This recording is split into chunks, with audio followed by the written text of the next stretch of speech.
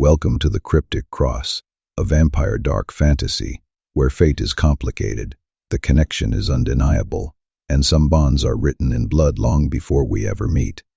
There is snark, steam, and a mate bond, neither of them asked for, but cannot escape. Buckle up, Coven. From haunted hearts to ancient curses, you will find stories here that pull you in and do not let go. If you are into tales that twist the real and the unreal, you are in the right place.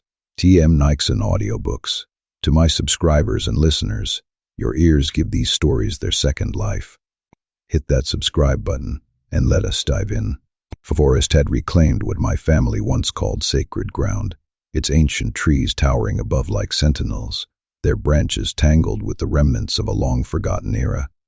The air was heavy with the scent of damp earth and decaying leaves, a morbid perfume that clung to my skin like a damp shroud. 4 centuries. That is how long it took me to find this place again, the weight of those years pressing against my ribs. Not because I could not remember where it was. No, memory is the one curse that never fades for our kind. But because it would spent the first 200 years running from it, my own footsteps swallowed by the silence, and the second 200 trying to convince myself I deserved to come back. I stood at the edge of the clearing, watching as moonlight carved shadows through the overgrown cypress trees, casting an eerie silver glow over the landscape. The trees creaked and swayed in the gentle breeze, their bark rough and weathered, like the skin of some ancient creature. Somewhere beneath the moss and the rot and the accumulated silence of 400 winters, the entrance waited, my family's tomb. The last time I would seen this place, I was watching it seal shut from the outside, the grinding of stones splitting the stillness, the smell of damp earth rising like something disturbed from sleep. Watching the stone roll into place, its surface etched with the symbols of our family's legacy. Watching the magic settle like frost over the threshold, a chill ran down my spine as the air seemed to thicken and grow heavy. Watching my father's face disappear into darkness as he stood inside, waiting for the then he would have chosen, his eyes burning with a fierce determination. I would chosen differently. I would chosen to live, to flee into the night, and leave it all behind. Coward, he would called me, the word still tasting like ashes on my tongue. My own heartbeat seemed to mock me. Well, Father, I said aloud, my voice rough from disuse. I am here. Hope you saved me a seat. The clearing did not answer. The dead never do, not unless you know how to ask properly, and I would long since forgotten the language of the dead. I moved forward, my boots silent on the carpet of dead leaves. The entrance revealed itself gradually, not because it was hidden, but because the forest had grown over it with such deliberate patience that it looked like part of the landscape, a hill, a moss-covered mound, nothing more, unless you knew what to look for. I knelt at the base of the mound and began pulling away the vines. Ivy, blackthorn, creeping nightshade, of course, they would chosen the poisonous ones. My mother's sense of irony is alive even in stone. Beneath the growth, stone emerged, smooth and black, veined with silver like frozen lightning, obsidian from the northern quarries, the kind that cost more than most nobles saw in a lifetime. My fingers traced the surface, finding the grooves I remembered, the crest of our family etched deep into the door, the cross bloodline. How fucking pretentious we would been. The crest was exactly as I remembered, a shield divided into 4 quarters, each section containing a symbol. Top left, a crown dripping blood. Top right, a rose wrapped in thorns. Bottom left, a dagger crossed with a quill. Bottom right, a full moon partially eclipsed. And in the center, where all 4 quarters met, a single word carved deeper than all the rest. Truth, I laughed, the sound bitter and sharp. Truth, I muttered. That is rich, coming from a family built on secrets. But that was the puzzle, was not it? That is how they would always worked. My father did not believe in making things easy, even for his own blood. I stood, stepped back, and really looked at the door. It was not just carved with the crest. The entire surface was covered in script, tiny, precise inscriptions flowing around the central shield like water. I would have to get closer to read them all, but I could make out the larger phrases from here. Blood calls to blood across the dark. Those who abandon us, re-abandon in turn. That one stung. Only truth shall grant thee passage. And then, directly beneath the crest, carved larger than all the rest, speak the name that was given at first breath, not the name that was taken in false life, and the way shall open, but only if the blood remembers what the tongue has forgotten. I read it 3 times, then I read it again. Cryptic bastards, I whispered, but my pulse, useless vestigial thing that it was, kicked up anyway. A riddle. Of course it was a riddle. Seek the name that was given at first breath, not the name that was taken in false life, the name that was given at birth, my true name, the name that was taken, the one I would chosen when I left. This one I would worn for 400 years like armor. Sterling Cross, that was not the name I was born with. I would taken Cross because it was our family name, the only part of them I could not quite abandon. But Sterling, that was mine, a name I would chosen in a Scottish tavern in 1647, because I would like the sound of it, because it felt sharp and clean, and nothing like what I would been before, but the name I was given. I closed my eyes, reaching back through centuries of deliberate forgetting. My mother's voice, soft and singing, rose from somewhere far beneath conscious thought. Sleep, little raven, sleep, little shadow, sleep, little. I opened my eyes. No, I said aloud. That is too simple. But was it? I looked down at the crest again. 4 quarters, 4 symbols, crown, rose, dagger, quill. Moon, crown for sovereignty, rose for beauty and blood, dagger for protection, for the willingness to kill to preserve what was ours. Quill for knowledge, for the histories we kept, the records we maintained. Moon for what we were, bound to the night it illuminated, whether we chose it or not. Vampires did not choose the moon. We were bound to it, but there was something else, something about the order of the symbols, a hidden pattern. I stepped closer, running my fingers over each quarter of the crest in sequence. Crown, rose, dagger, quill, CRDQ. No, that was nothing, just letters, a meaningless sequence. But what if it was not about the symbols themselves, but about what they represented in our family structure? Crown, the patriarch, my father, Aldrich, the one who had forged our legacy. The matriarch, my mother, Rosalind, the heart of our family, the one who had given us life. Dagger, the protector, my eldest brother, Dante, who had defended our name. Quill, the scholar, my sister, Vivienne, who had kept our history. And the moon at the bottom, partially eclipsed. That was me, the youngest, the one who had turned away, the one who had chosen to hide from the sun, but also from his own blood, the name that was given at first breath. Still hovering, still unanswered. I closed my eyes once more, and this time I let the silence do the work. My mother had named me. She would named all of us, actually. My father had been too busy building his empire to care about something as trivial as what we would be called. The stone manor's timbers groaned faintly as drafts slipped through cracks in the ancient oak beams, carrying the faint tang of iron and damp earth from the moats below, where the castle's foundations sank into blackened soil. And she would name me after something specific, something meaningful. The memory pressed against my skin like the softness of her woolen shawl, the faint lavender and bergamot of her perfume clinging to the air, as her fingers, cool and calloused from years of painting, traced my cheekbone. I remembered the story she would told me once, when I was young enough to still climb into her lap. A fire had crackled in the hearth behind us, its embers casting flickering gold across the tapestries that hung like watchful ghosts, their threads whispering of old wars and forgotten dynasties. Your name, she would said, means the darkness between moonlight and nothing. You were born during a lunar eclipse, little one. The moon herself was hiding when you came into this world. Born in her shadow, born when light itself chose to look away. Outside, the night had been a living thing, the air razor-sharp with frost, the sky a bruised absence of stars. A wind had hissed through the battlements, carrying the scent of pine and ozone, as if the stars themselves had died in a sigh. Born in shadow, the phrase curled in my throat like smoke, the memory of her voice still threading through the silence, tinged with the warm rasp of a woman who would once laughed without fear. Born when the moon went dark, The weight of that night pressed against my ribs, cold, suffocating, the kind that seeped into bone.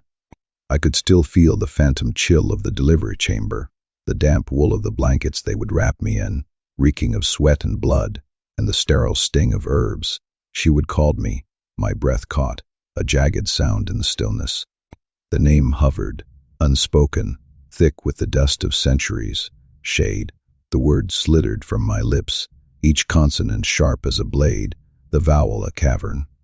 It felt foreign on my tongue, ancient and crumbling, like the taste of rust and old parchment. I would buried so deep I would almost convinced myself it had never existed. Shade Cross. The syllables clinked like coins in a forgotten vault, reverberating off the stone walls of this chamber, where torchlight glared harsh and golden, casting my face in stark relief, cheekbones like knife edges, jaw shadowed chasm. Air smelled of sulfur and melted wax. That was the name she would given me. Not Sterling, never Sterling. My fingers brushed the hilt of the dagger at my hip, its steel icy against my palm, a relic from another life. Not son of Aldrich, the ruthless architect of this empire, whose voice had once thundered through these halls, sharp with commands and the acrid stench of ambition. I would been Shade Cross, youngest son of Aldrich and Rosalind, born under a darkened moon 463 years ago in a stone manor that no longer existed. The walls there had wept with condensation, the floors slick with the ghost of rain, and the night had hummed with the keening of wolves just beyond the forest's edge. And I would buried that name the night I walked away from them. The memory of her parting kiss still lingered on my skin, a ghost of rosewater and trembling breath, as I stepped into a world that reeked of burning coal and promise, leaving behind the ironclad corridors that clung to me like a second skin. Because Shade was a name for someone who belonged in the dark with his family, and I would wanted to believe I could be something else, someone else. The thought of it now sent a shiver through me, the chill of 1,000 sleepless nights in foreign cities, where the air had always carried the hollowness of absence, someone who chose the light, even if I could never stand in it. The light tasted bitter, acrid as the smoke from the torches that lined this corridor, their flames guttering against the damp. Shade Cross, I said aloud, my voice barely above a whisper, roughened by disuse, the vowels fraying at the edges, testing it, tasting it. The name split the silence like a blade through silk, and for a heartbeat, the dust in the air hung motionless, thick with the weight of centuries. It felt like coming home and opening a wound at the same time. My boots thudded against the flagstones, the sound swallowed by the chamber's ancient hunger, as if the walls themselves breathed in my words. I straightened, faced the door directly, and spoke louder. The stone was frigid beneath my fingertips as I raised my hand, the door's carvings slick with the sheen of oil and time. My name is Shade Cross, youngest son of Aldrich and Rosalind, born under the eclipsed moon, last living blood of the cross line. Words hung in the air, heavy with the scent of rot and old incense, the torchlight flickering like a pulse in the darkness. Then I added, softer, and I have come to claim what was mine before I was stupid enough to abandon it. The confession curled into the shadows like a serpent, leaving my chest hollow with the ache of unfinished business. For a heartbeat, nothing happened. The silence was a living thing, pressing in from all sides, the kind that gnawed at eardrums and made the back of the neck prickle with the ghost of unseen eyes. Then the crest began to glow. Silver light traced the grooves of the carvings, crown, rose, dagger, quill, moon, each symbol pulsing in rhythm with a heartbeat, not my own. The heat from the glow seeped into my skin, both soothing and searing, as the lines flared outward, their light rippling like liquid down the door's surface. The glow pulsed once, twice, 3 times, each pulse brighter than the last, the air vibrating with a low, resonant hum that set my teeth on edge. The word truth at the center blazed like molten silver, searing my retinas, its radiance so pure it felt the burn. And then the door exhaled. A tremor rolled through the floor beneath my feet, and the scent of dust and decay burst forth, a cloying mix of petrichor, mildew, and something sharper, more violent, the metallic tang of blood, the sweetness of rot, the eerie spice of old magic. It clawed at my nostrils, and for a moment I was 12 again, hiding in the cellar as my father's anger crackled like static in the air. The stone door rolled inward with a grinding sound that seemed to come from the earth itself, slow and deliberate, its movement accompanied by the rasp of thermal, shifting dust and the groan of stone bearing the weight of centuries. The staircase beyond was carved from black obsidian, its surface smooth as a mirror, yet cold to the point of numbness. Darkness waited below, the kind of darkness that had weight to it, pressing against my skin like velvet woven from night itself, thick with the scent of burial shrouds and the whisper of unseen things. It smelled of home, a dusty nursery with moth-eaten toys, of my mother's grave, of the regret that had curdled in me for 400 years. I stood at the threshold for a long moment, staring down into the tomb that had haunted my dreams. The air from below was frigid, laced with the damp chill of catacombs, and something else, the faint, acrid tang of fear, old and persistent. My father's voice surfaced from the deep. Coward. The word had landed like a stone in my chest all those years ago, sharp with the sting of brandy and resentment. Maybe, I said to the darkness, my voice steady now, but rough with the grit of sand and memory. But I am here now. The admission hung in the air, swallowed by the void. I stepped forward, crossed the threshold, and began my descent. The obsidian stairs bit into my boots with a dull ache, the cold seeping through leather and bone, as the faint glow of the crest dimmed behind me, leaving only the echo of my footfalls in the cavernous black. Behind me, the door rolled shut, with a sound like a heart stopping. The finality of it reverberated through the stone, a low, shuddering groan that seemed to vibrate in my teeth, which, I supposed, mine had, a long time ago. The silence that followed was absolute, broken only by the distant drip of water and the whisper of my own breath, short, shallow, and alive. The stairs descended for longer than they should have. I counted steps out of habit, 143 before the passage finally leveled out. My father had always been dramatic, but building a staircase this deep, just for effect, seemed excessive even for him. Then again, he would built an entire legacy on excess. The darkness at the bottom was not absolute. A faint silver glow emanated from the walls themselves, just enough to see by. The same kind of luminescence that had pulsed through the door above. Blood magic, probably. The kind that fed on centuries of accumulated death. How comforting. The passage opened into a corridor, and I stopped dead.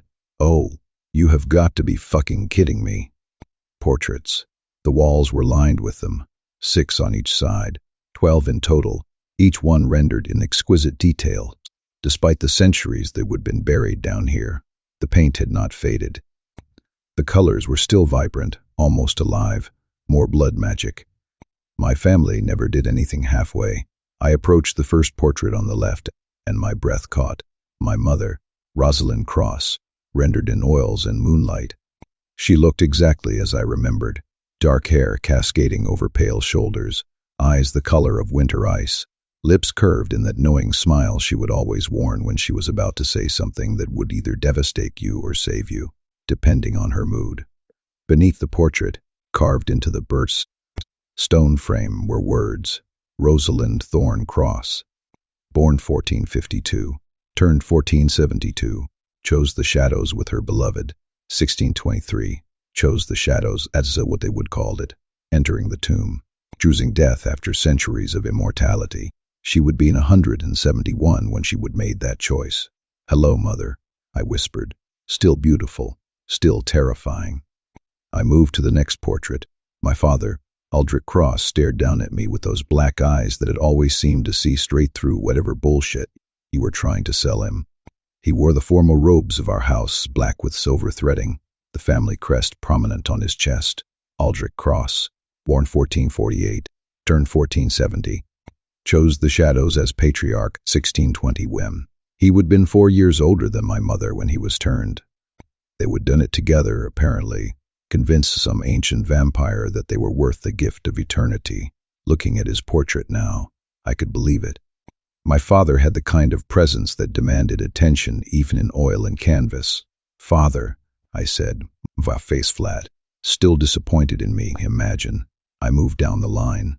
Dante, my eldest brother. He was painted in armor, sword in hand, looking every inch the warrior he would been. Broad-shouldered, square-jawed, with our father's black eyes and our mother's aristocratic features, Dante Cross, born 1475, turned 1493, fell defending the northern borders. He would been killed, truly killed, staked through the heart by a hunter who would tracked him for 3 years. I would been there when they brought his body home. I am sorry, Dante, I said quietly. You deserve better than that ending. Next came Vivienne, my sister, the scholar. She was painted, surrounded by books, a quill in her hand, her expression thoughtful. She would always been the smartest of us, the one who could outthink anyone in the room. Vivienne Cross, born 1479, turned 1497, lost to the wasting sickness. 54 the wasting sickness. That is what we would call it when vampires started aging again, when their immortality began to fail. No one knew what caused it. Vivienne had been studying it, trying to find a cure when it took her. She would have been 77. She should have had centuries left. You were supposed to figure it out, I told her portrait. You were supposed to save us all. I continued down the corridor. Marcus, my second eldest brother, the diplomat, Marcus Cross, born 1481, turned 1499. Executed by the council 1612. Executed. He would tried to broker peace between our house and the Thornwood clan. It had not worked. They would accused him of treason and killed him in front of the entire vampire court. I would been in Scotland by then. I would heard about it years later. Another portrait. Celeste, Marcus's twin, Celeste Cross, born 1481, turned 1499, chose the shadows in grief, 1612. The same year as Marcus, she would gone into the tomb the day after they executed him. Could not live without her twin. I stared at her portrait for a long moment. I would forgotten she was a twin. 400 years, and I would forgotten. The memories were coming back now, though faster than I wanted them to. And finally, at the end of the corridor on the left side, me, Shade Cross, painted as I looked the last time I would stood in this place, younger, less weathered, with hope still visible in my eyes, however faint. Churn 15-3, abandoned the bloodline. 1623, abandoned, not chose life, not walked away, not even left or departed, abandoned. Well, I said to my own portrait, at least you are honest about it. I turned my attention to the portraits on the right side of the corridor. 6 more faces I would try to forget. Aunts, uncles, cousins, the extended family, each with their own inscription, her own date of birth, turning and death. And at the far end of the corridor, where the passage continued deeper into the tomb, there was a door, a heavy iron door, black as pitch, with no handle. No keyhole, nothing to suggest how it might open, except I stepped closer. Set into the door were 6 circular indentations, each one about the size of my palm, arranged in 2 rows of 3. And above them, carved into the iron itself, the order of their ending marks the path within, from first to fall to last to fade. Let blood remember blood, and speak the names that darkness claimed. I read it twice. Order of their ending, I muttered. First to fall, last to fade. A sequence puzzle. Of course. I turned back to the portraits, studying the inscriptions again. 12 family members, 12 different endings, but the door only had 6 indentations, so which 6? I walked back down the corridor, reading each inscription carefully, making mental notes. Vivienne, died 1556. Dante, died 1589. Marcus, died 1612. Celeste, died 1612, same year. Father, entered the tomb 1623. Mother, entered the tomb 1623. The others on the right side, various dates between 1520 and 1618. First to fall, I said aloud, thinking through it. Then Dante in 1589. Then Dante in 1589. Then I checked the right side again. Uncle Theron died 1591. Aunt Marguerite 1603. Cousin Julian 1608. Then Marcus and Celeste in 1612. Then Cousin Nathaniel in 1618. Then Mother and Father in 1623. But that was more than 6. I stared at the door, then back at the portraits. Let blood remember blood. Blood. Direct bloodline, not the extended family. Just us. Just the children of Aldrich and Rosalind. Dante, Vivienne, Marcus, Celeste, me. 5 children.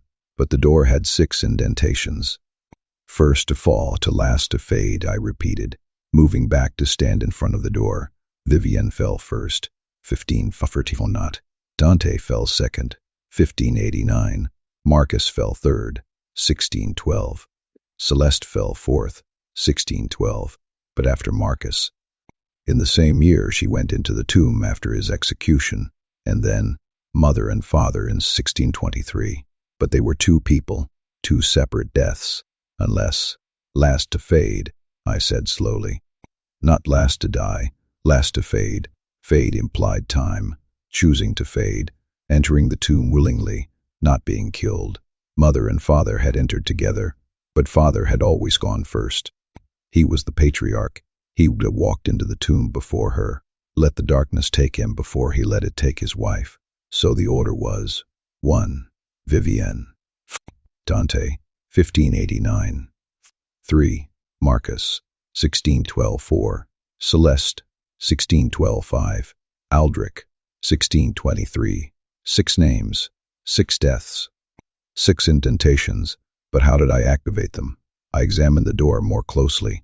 Each circular indentation was smooth, polished iron. No buttons, no switches, nothing obvious. I pressed my hand against the first one. Nothing happened. Of course not, I muttered. That would be too easy. Speak the names that darkness claimed. I needed to say them, in order. Right, I said to the empty corridor. Here goes. I placed my hand on the first indentation. Vivienne Cross. First to fall. Lost to the wasting sickness. The indentation grew warm under my palm. A soft silver glow began to emanate from its edges, pulsing in time with my heartbeat. I moved to the second indentation. Dante Cross. Fell defending the northern borders, 555. Third indentation. Marcus Cross. Executed by the council, 1612. Clo. Fourth indentation. Celeste Cross. Chose the shadows in grief. Same year as her twin. Loaf. Fifth indentation. I hesitated. My father's name sat heavy on my tongue. Aldrich Cross, I finally said, my voice quieter now. Chose the shadows as patriarch. 1623. The 5th circle blazed to life. 1 left. I placed my hand on the final indentation, the 6th and last, and took a breath. Rosalind Cross, I whispered, chose the shadows with her beloved, last to fade. 1623. The 6th circle glowed, and for a moment, all 6 pulsed in perfect synchronicity. Then the door shuddered. The iron groaned, a sound like a sleeping giant waking, and the entire surface began to sink backward into the wall. Slowly, deliberately, revealing another passage beyond, another descent into darkness. I stood there, hands still pressed against the door, staring at what lay ahead. First to fall, to last to fade, I murmured. And Shade Cross, who fell before he even knew he was falling. The door finished its retreat, and silence filled the corridor once more. I took one last look at my own portrait, at the young vampire who would thought he could escape his blood, and stepped forward into the tomb's embrace. The hall of names disappeared behind me. Ahead, the darkness waited. It had all been waiting. The passage opened into a chamber that made my chest tighten. Books, thousands of them. Maybe tens of thousands, lining every wall from floor to ceiling, organized with the kind of meticulous care that only one person in my family had ever possessed. Vivienne, I breathed. The chamber was circular, perhaps 50 feet across, with a domed ceiling painted to resemble a night sky. Stars had been rendered in silver leaf, constellations I recognized from our childhood: Ursa Major, Cassiopeia, Draco. She would always loved astronomy, spent hours on the manor roof with her telescope, mapping the heavens while the rest of us were more concerned with earthly matters. In the center of the room stood a desk. Her desk. I would know it anywhere. Dark mahogany, carved with ivy patterns. The same desk she would worked at for nearly a century. Atop it sat an open book, a quill, and an inkwell that somehow still looked wet, despite the centuries. More blood magic. This whole tomb was saturated with it. I moved closer, my footsteps echoing in the silence. The book on the desk was one of her journals. I recognized her handwriting immediately. Precise, elegant, each letter formed with deliberate care. The last entry was dated March 15th, 1556, 3 weeks before she died. I did not read it. Could not yet. Instead, I turned my attention to the shelves. The books were organized by subject, each section marked with brass plaques. History, philosophy, alchemy, medicine, astronomy, poetry. Languages. She would collected knowledge the way some people collected jewels, hoarding it, protecting it, sharing it only with those she deemed worthy. She would always deemed me worthy. You were always too kind to me, Viv, I said to the empty room. Smarter than all of us combined, and you still made time to teach the baby brother, who could barely read Latin. My voice cracked on the last word. I cleared my throat and focused on the task at hand, because there was a task. There always was. At the far end of the chamber, opposite where I would entered, stood another door. This one was wood, ancient oak, dark with age, and set into its surface was a bronze plate engraved with words. Knowledge is the key that darkness keeps. Seek the truth within the spines, and let the words of the dead guide the living. Arrange the wisdom in proper order, and the path shall be revealed. Below the inscription was a strange mechanism. Series of 7 empty slots, each one about the size and shape of a book spine, arranged horizontally across the door at chest height. 7 slots. 7 books. I turned back to the shelves and exhaled slowly. Right, so I need to find 7 specific books out of... I gestured at the walls. Several thousand options. Fantastic. But Vivienne had never made her puzzles random. There was always a pattern, always a logic to it. Seek the truth within the spines. The spines. The titles. I moved to the nearest shelf and began reading titles aloud, scanning for anything that might be a clue. A treatise on lunar phases, the history of the Macedonian Empire, botanical remedies of the eastern provinces, the art of memory, principles of natural philosophy. Nothing jumped out at me. I moved to the next section. Poetry, the sonnets of Petrarch, collected works of Dante Alighieri, the Canterbury Tales, Le Morte, d'Arthur, the Divine Comedy. Wait, I stopped. The Divine Comedy, by Dante, my brother's name. I pulled the book from the shelf and turned it over in my hands. It looked ordinary enough, leather-bound, cold lettering on the spine. But when I opened it, I found something tucked inside the front cover. A dried flower, a white rose, our mother's symbol. Clever girl, I whispered. I carried the book back to the door and examined the slots more carefully. Each one had a number etched beneath it, barely visible. 1, 2, 3, 4, 5, 6, 7. 7 slots, 7 books. In order to discover, I set the Divine Comedy aside and returned to the shelves. If Dante's book was one of the 7, and it contained a white rose for our mother, I needed to find books connected to my family members, books with our names, I said aloud, working through the logic, or books that represent us somehow. I scanned the poetry section again. My eyes caught on another title, The Rosalind Collection. I pulled it free. Inside the front cover, another dried flower. This one is red. A crimson rose, my mother's favorite. 2 books. I moved faster now, searching with purpose. In the history section, The Life and Times of Aldrich the Bold, a pressed oak leaf inside. My father's symbol, strength, endurance. 3 books. Philosophy section, The Shade and Light Paradox. My breath caught. Shade, my name. Inside, a black feather, raven's feather. Mother used to call me her little raven. 4 books. I continued searching, mind racing. Celeste's Atlas of the Known World in the astronomy section, a silver star pressed inside. 5 books. Marcus Aurelius, Meditations.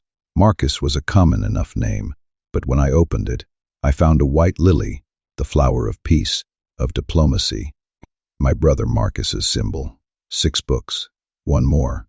I searched for 20 minutes, pulling books, checking for markers, finding nothing. My frustration built with each empty cover.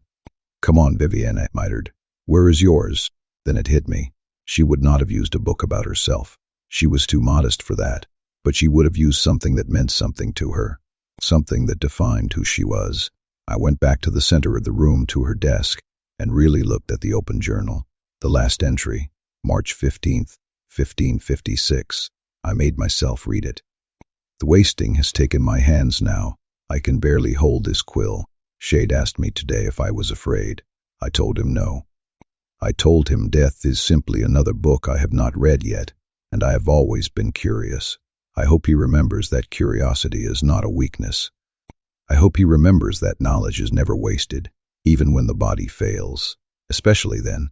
My vision blurred. I closed the journal carefully and looked at its spine. The unfinished works of Vivienne Cross. Her own journal. Her own words. That was the 7th book. I gathered all 7 volumes and carried them to the door, laying them out in a row on the floor. Now came the hard part, the order. Arrange the wisdom in proper order. 7 slots, numbered 1 through 7. 7 books, 7 family members. But what was the order? I stared at the titles, turning the problem over in my mind. Birth order? No, that would be Dante, Marcus, Celeste, Vivienne, then me. That was only 5. Death order? I would already use that in the Hall of Names. Unless, order of wisdom, I said slowly. Not birth, not death, wisdom. Who was the wisest in our family? Vivienne, obviously. The scholar, the archivist, the one who would spend her life pursuing knowledge. So her book went first. I picked up her journal and slid it into slot 1. It fit perfectly, clicking into place with a soft sound. The bronze plate around it glowed faintly silver. Right, I said. 1 down. Who was the next wisest? My mother. She would been educated, refined, brilliant in her own way. She would taught all of us to read, to think, to question. I placed the Rosalind collection into slot 2. Another click, another glow. Then my father. He would been cunning, strategic, a leader who would built an empire through intelligence as much as force. The life and times of Aldrich the Bold went into slot 3. My hands were shaking now. Marcus next. The diplomat. You could not negotiate peace without wisdom, without understanding both sides of every conflict. Marcus Aurelius. Meditations into slot 4. Then Dante, the warrior.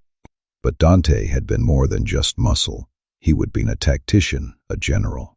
He would studied warfare the way Vivienne studied books. The Divine Comedy into slot 5. Celeste, the twin. She would been quieter than Marcus, gentler, but no less intelligent. She would understood people in a way the rest of us never quite managed. Celeste's Atlas of the Known World into slot 6, which left 1 book, 1 slot. I stared at the shade and light paradox in my hands. Slot 7, the last, the least wise. The baby brother who ran away, I said bitterly. The one who chose ignorance over inheritance. I slid the book into the final slot. For a moment, nothing happened. Then all 7 books began to glow in sequence. 1, 2, 3, 4, 5, 6, 7, like a heartbeat made of light. The door shuddered, and Vivienne's voice filled the chamber. Not a recording, not an echo. Her actual voice, preserved somehow, in the magic of this place. Hello, little brother. If you are hearing this, you have made it past the Hall of Names, which means you spoke your true name.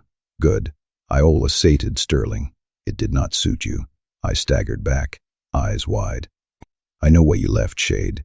I know what Father said to you. I know you thought you were saving yourself. Maybe you were, but I hope you also know that we never stopped loving you. Even him. Especially him.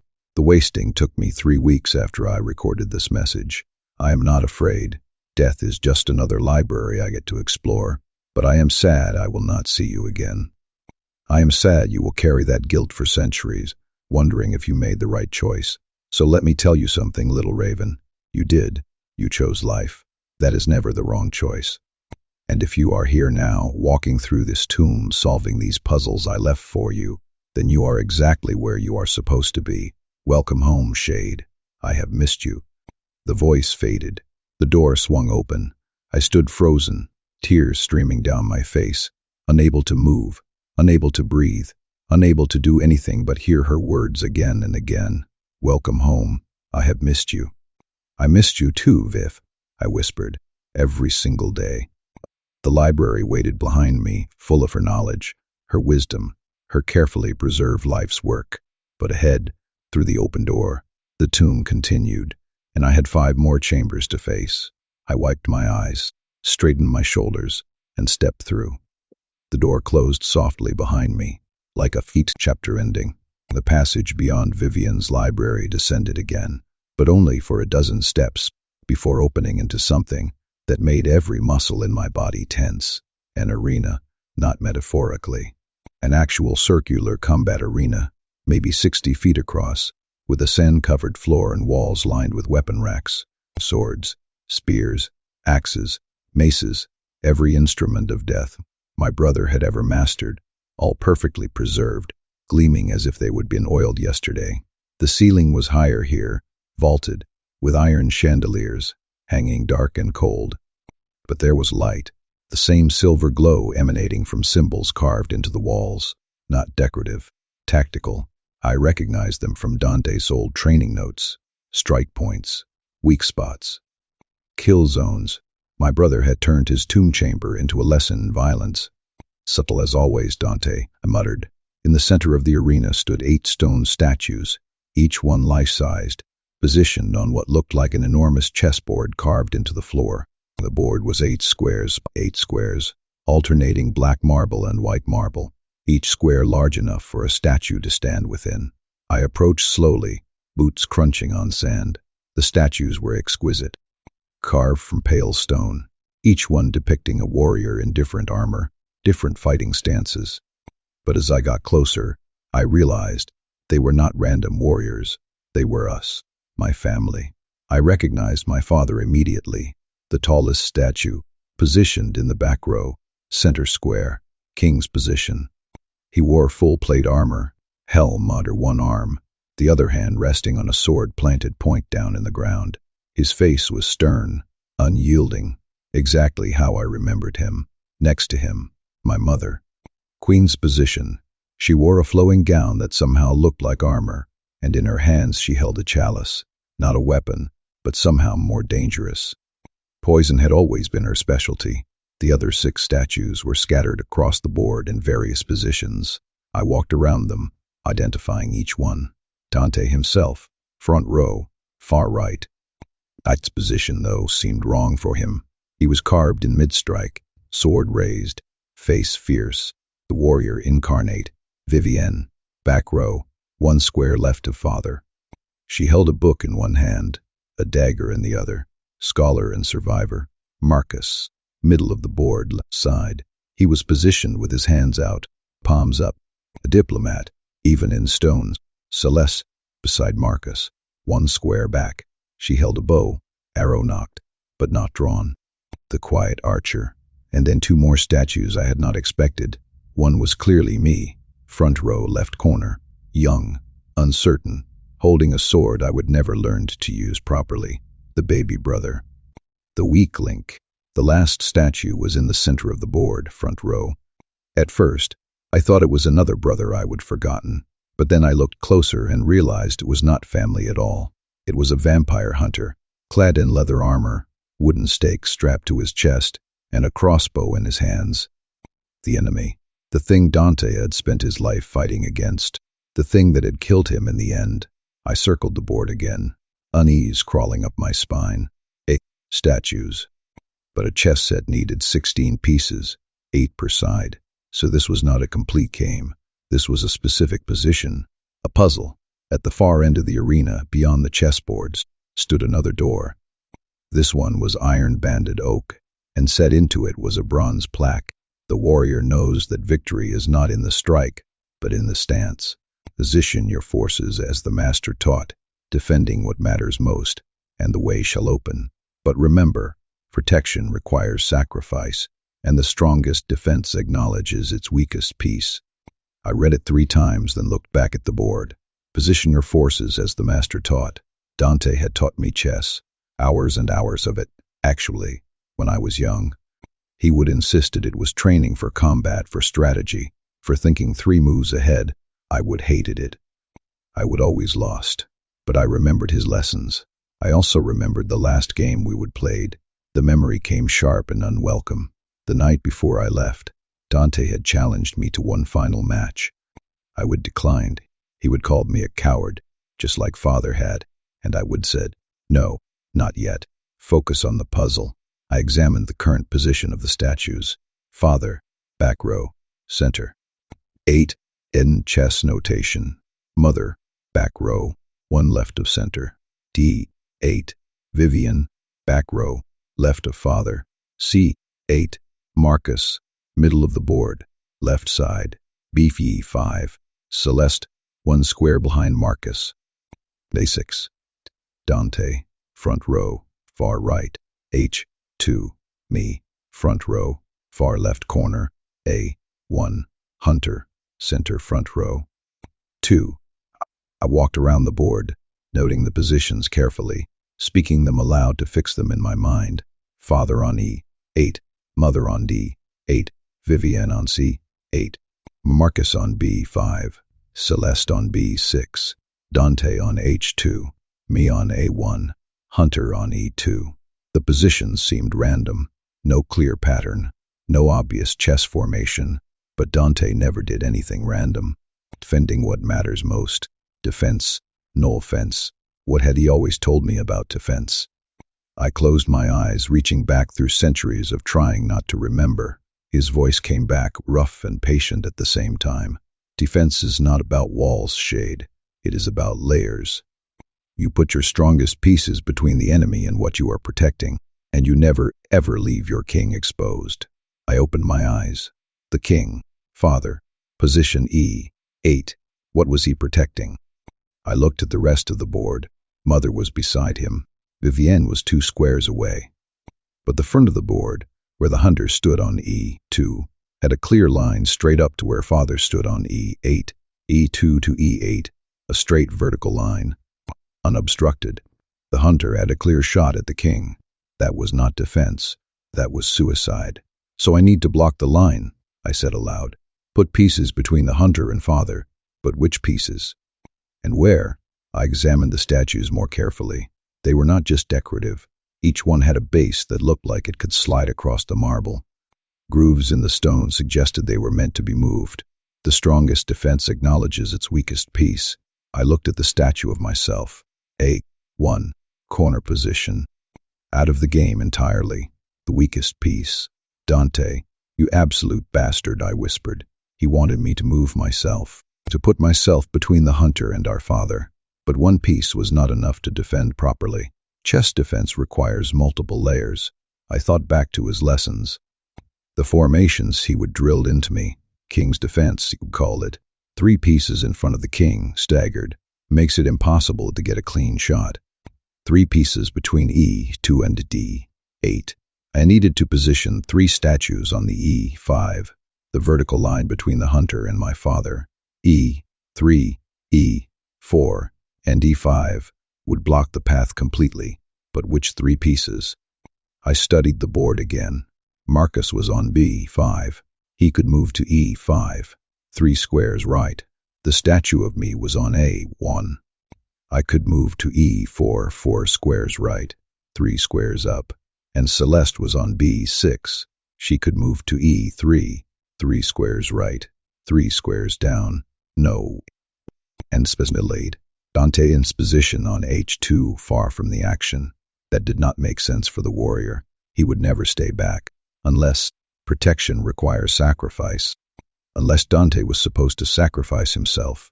I moved to his statue on H2 and examined it more closely. The sword he held was carved in precise detail, and I noticed something I would miss before. The blade was pointing to a specific square, E5, the square directly in front of our Father, 4 squares down. You always were too obvious, I told the statue, so Dante needed to move from H to D5. That was the first defensive piece. Who else? Marcus, the diplomat, the peacemaker. He would always stood between conflicts. V5 to A4, that would put him in the middle of the defensive line, and me, A1 to E3, front line.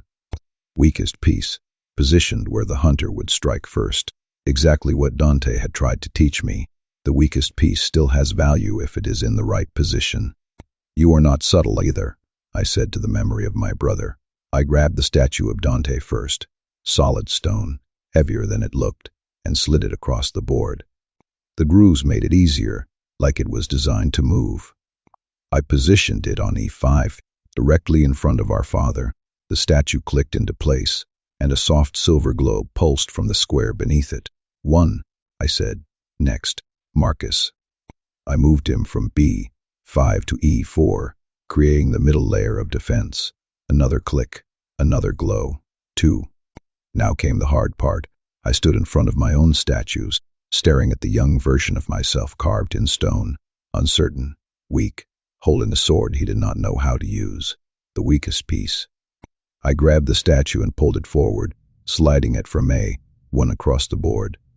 It moved smoothly, inevitably, toward its destination, E3, front line, the first piece the hunter would destroy.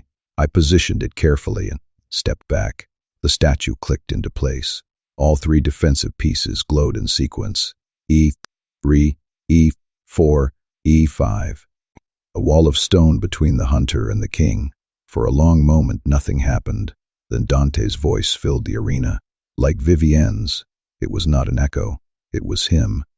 Preserved somehow in the magic of this place. You always did overthink things, little brother. My breath caught. That is the correct formation, by the way. King's defense. 3 layers. I taught you that when you were 12, and you told me it was boring. You said you would rather learn to attack. I told you defense was more important. Protecting what matters is harder than destroying what does not. His voice softened, just slightly. I called you a coward the night before you left. I said you were abandoning us when we needed you most. I said Father was right about you, that you would never be strong enough to stand with this family. The memory crashed over me like a wave. We would be in the practice yard. He would challenge me to a duel, tradition before any long journey. I would refused. Said I did not see the point in playing at violence anymore. He would drop his sword and walked away, but not before he would said, "You are weak, Shade. You have always been weak. And when the hunters come, you will run just like you are running now." I would left that night without saying goodbye. Dante's voice continued. I was wrong. It was not cowardice to leave. It was survival. And I am sorry I never told you that while I had the chance. I am sorry I made you carry those words for 400 years. The weakest piece still has value, if it is in the right position. You taught me that by coming back, by standing here, by putting yourself on the front line even though you spent centuries trying to stay out of the fight. Welcome home, little brother. I forgive you. I hope someday you forgive me too. The voice faded. The 3 glowing statues pulsed once more. E3, E4, E5, and then the door at the far end of the arena began to open. Slow, grinding, neftpipple. I stood frozen in the center of the chessboard, surrounded by stone versions of my family, tears running down my face for the second time in as many chambers. I forgive you, I whispered. I forgave you centuries ago, you stubborn bastard. The door stood open now, revealing another dark passage descending deeper into the tomb. I looked back at the chessboard one last time. At my statue standing on E3, positioned to take the first hit. At Dante on E5, protecting the king. At Marcus on E4, holding the line. The warrior's lesson, finally learned. Sometimes the bravest thing you can do is stand still and let yourself be the shield. I walked toward the open door, boots crunching on sand.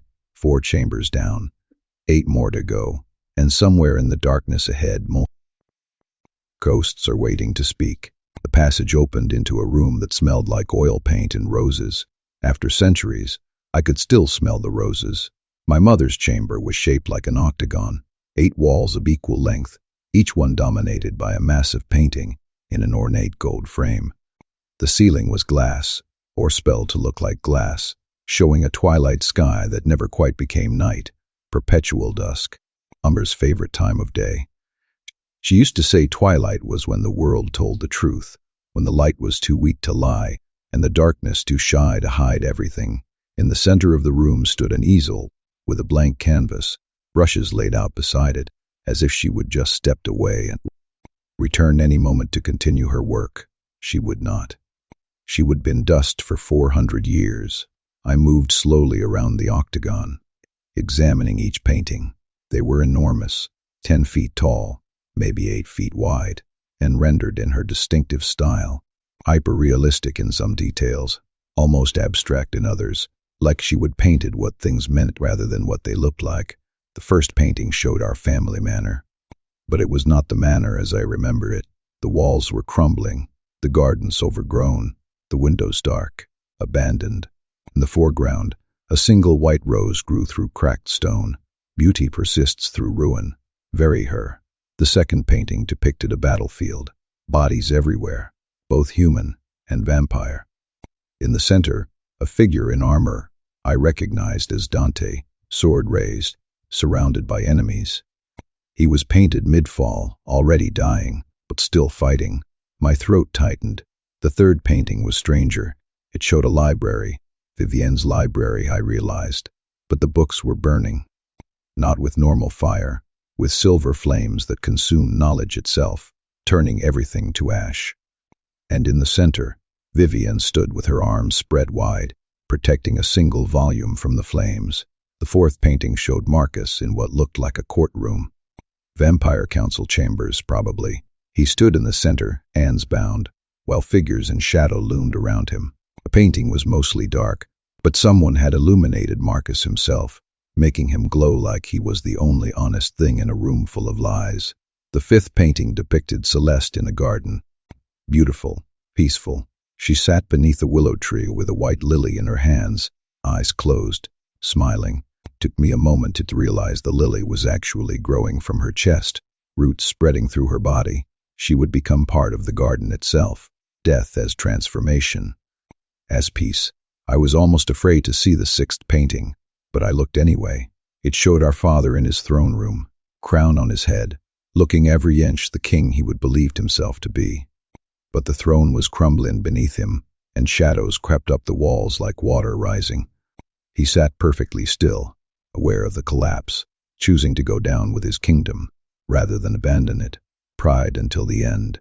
I moved to the seventh painting, and stopped breathing. It was me, not me, as I would been when I left.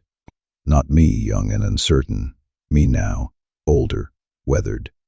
Standing in an octagonal room, staring at a painting of myself. This room, this moment, I was looking at a painting of myself, looking at a painting of myself, and my mother had painted it 400 years ago. What the fuck? I whispered. The detail was perfect. The coat I was wearing, the way my hair fell, the expression on my face, confusion mixed with grief, mixed with something that might have been hope. How had she known? How had she seen this moment? I tore my gaze away and looked at the eighth and final painting. It was another image of me, but different, younger, maybe 20 years old, still human. I was standing in the manor gardens, looking up at the night sky with an expression of wonder. Mother stood beside me, one hand on my shoulder, pointing at something in the stars. I remembered that night. She had been teaching me constellations. I would have asked her why she loved the stars so much, and she would said, because they are proof that even in darkness there is always light. You just have to know where to look. 2 weeks later, I would been turned. 5 years after that, the wasting had started, taking members of our family. 18 years after that, everyone was dead or entombed except me. I stood in the center of the room, surrounded by 8 paintings of my family's destruction, and tried to understand what the puzzle was. At the far end, though in an octagon there was not really an end, a door waited, bronze etched with roses, and bearing the familiar inscription, "The eye sees what the heart knows. Stand where truth converges, and the hidden shall be revealed. But beware, some prophecies are meant to change you, not inform you." I read it twice. Stand where truth converges. Multiple things are coming together at a single point. I looked around the room. 8 paintings, 8 walls. And I was standing in the center, where the angles of the octagon all met, the center point, where everything converged. But I would be standing here already, and nothing had happened, unless I looked more carefully at the paintings, at the angles, the way they were positioned. Each painting showed a different family member. 8 walls, but only 7 family members depicted. Dante, Vivienne, Marcus, Celeste, father, mother through the rows, and me twice. Wait, me twice. The 7th painting shows me now, and the 8th shows me as a child with mother. Why twice? I moved closer to the 7th painting, the one of me in this moment, examined it more carefully. In the painting, I was standing slightly off-center, not in the exact middle of the room, but a few feet to the left, facing a specific direction, fulsing the 8th painting, one of me as a child. Stand where truth converges, I repeated, not just any center. The specific position where I could see all the paintings at once, from the angle mother intended. I moved to where my painted self stood, positioning myself exactly as she would depicted me. A few feet left of center, turned to face the 8th painting. The moment I settled into position, paintings began to change. It was not dramatic, no flash of light, no sound. The images simply shifted. Details I had not noticed before came into focus. Colors deepened, shadows moved. Jesus, I breathed. The first painting, the ruined manor, now showed a date carved into the crumbling stone, 1625. 2 years after everyone had entered the tomb. The second painting, Dante's death, showed something new in the background, a figure washing from the shadows. A hunter, yes, but more than that. I could see a cross-family crest on the hunter's armor, betrayed by someone who knew our secrets. The third painting, Vivienne's burning library, now clearly showed the title of the book she was protecting, The Cure. She would have been so close.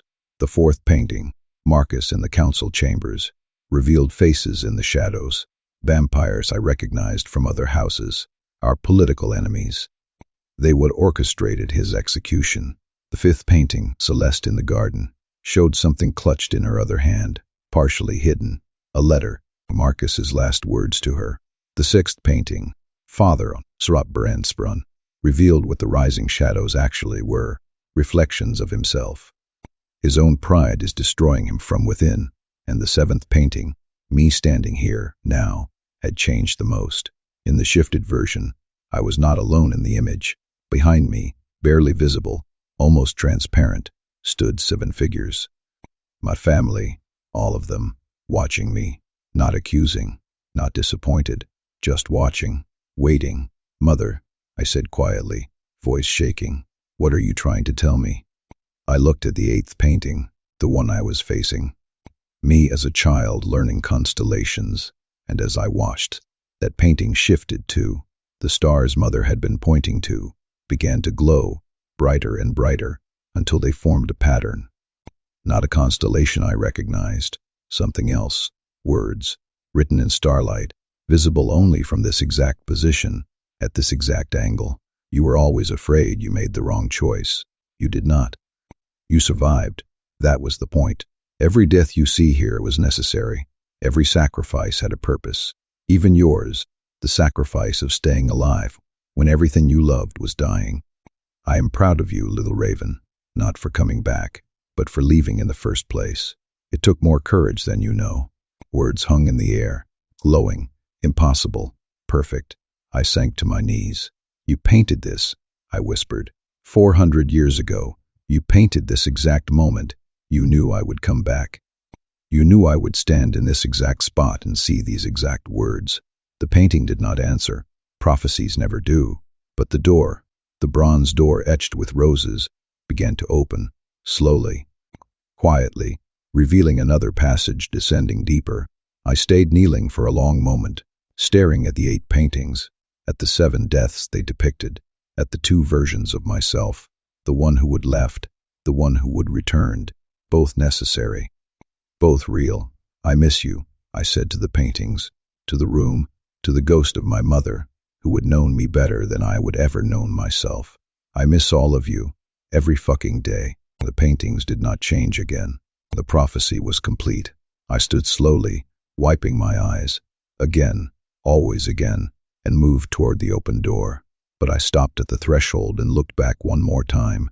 In the seventh painting, the one of me standing here, the 7 transparent figures behind me had changed position.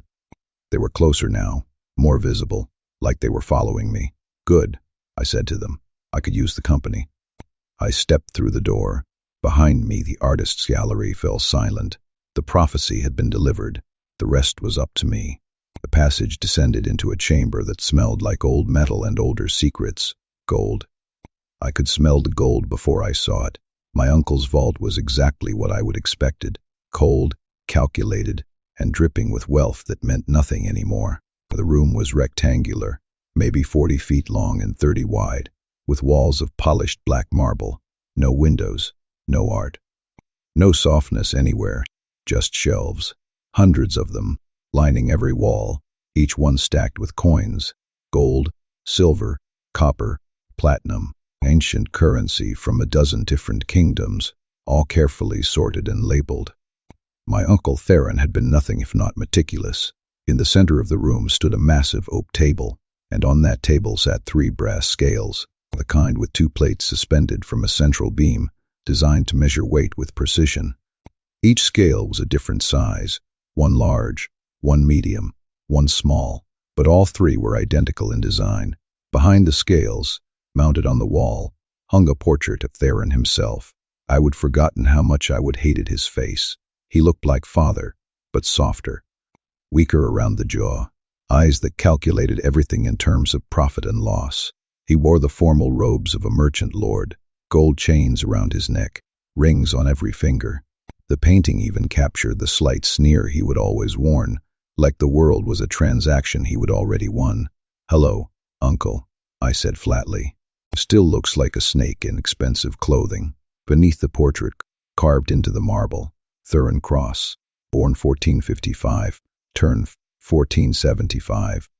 Chose the shadows in disgrace. 1590. Chose the shadows in disgrace. Not peacefully, not honorably, in disgrace. The memory surfaced before I could stop it. Theron in Father's throne room, on his knees, begging for forgiveness. Father standing over him, face carved from ice, utterly unmoved. "You sold our secrets for gold. You betrayed this family for coin. There is no forgiveness for that." Theron had been exiled that night, forbidden from using the cross name, from entering any cross holding, from speaking to any member of the family. 3 weeks later, he would walk into the family tomb and never come out. Suicide by stone and darkness.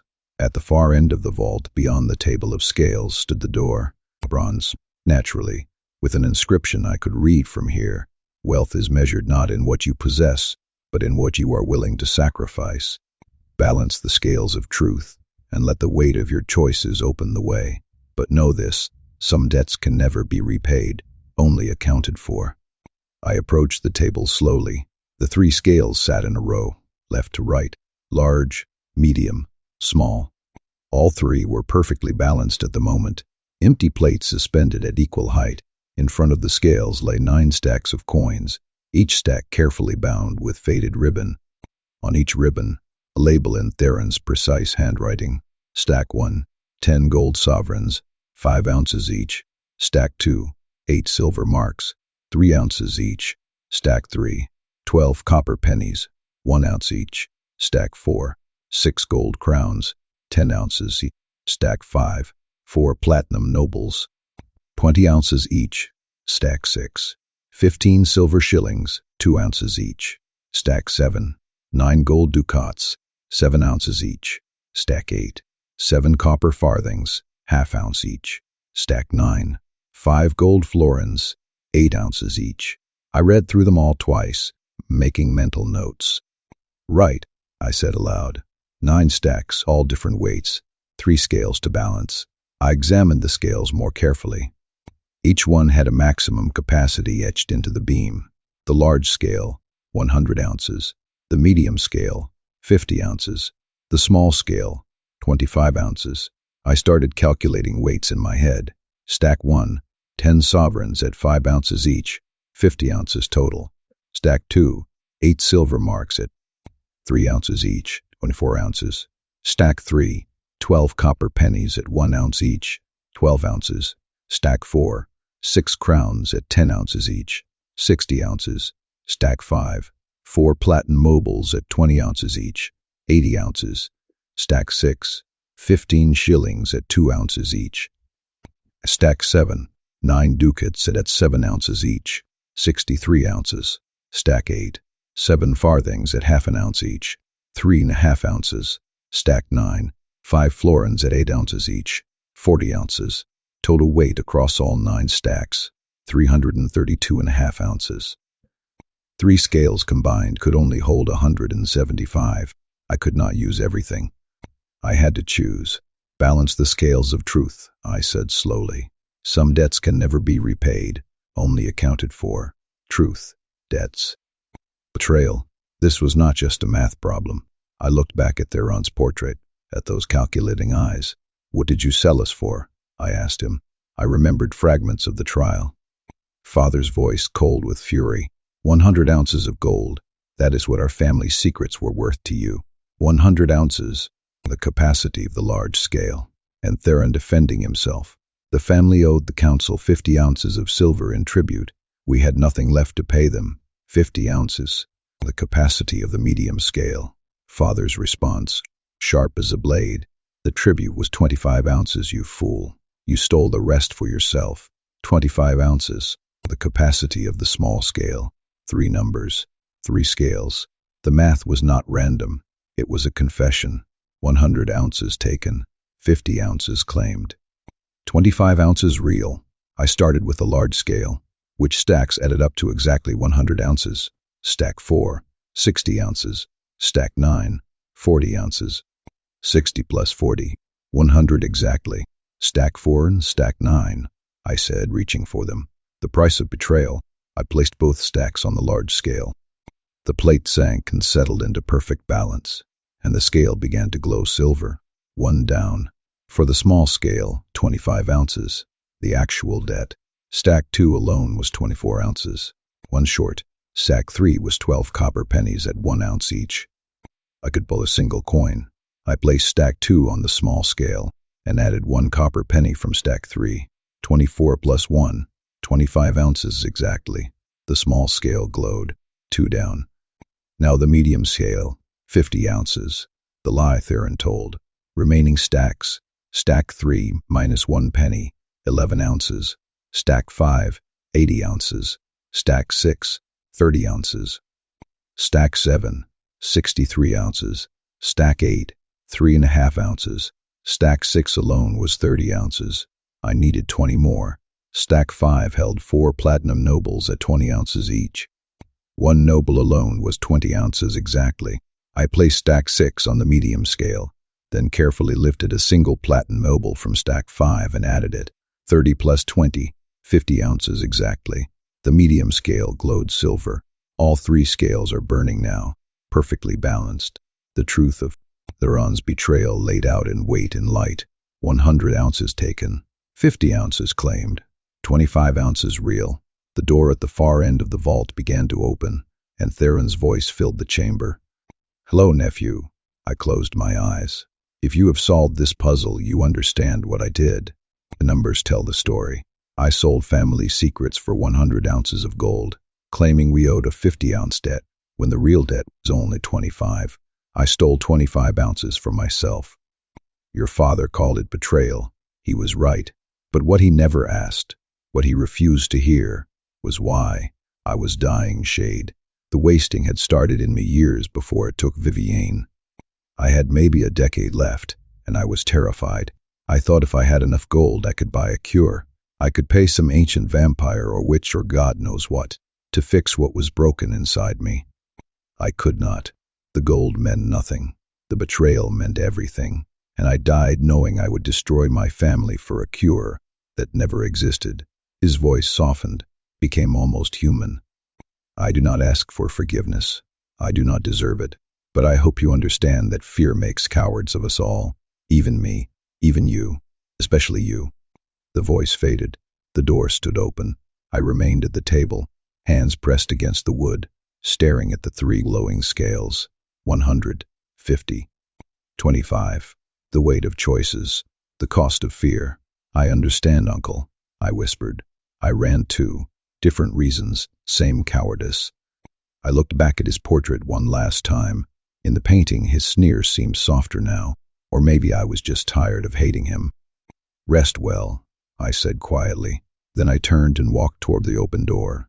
5 chambers down, 7 more to go, and the weight of my own choices is still waiting to be measured. The passage opened into a room that should have been dead. Instead, it was alive. Plants everywhere, growing, thriving, impossibly green after 400 years of darkness. Vines crawled up the walls, flowers bloomed in terracotta pots, and herbs hung drying from the ceiling despite having no one to harvest them. The air smelled like earth and crushed leaves and something medicinal I could not quite name. Magic, obviously. The same blood magic that kept everything else in this tomb preserved, but this felt different. This felt like the magic was fighting against death, rather than just documenting it. My aunt's chamber, Marguerite Cross, father's younger sister.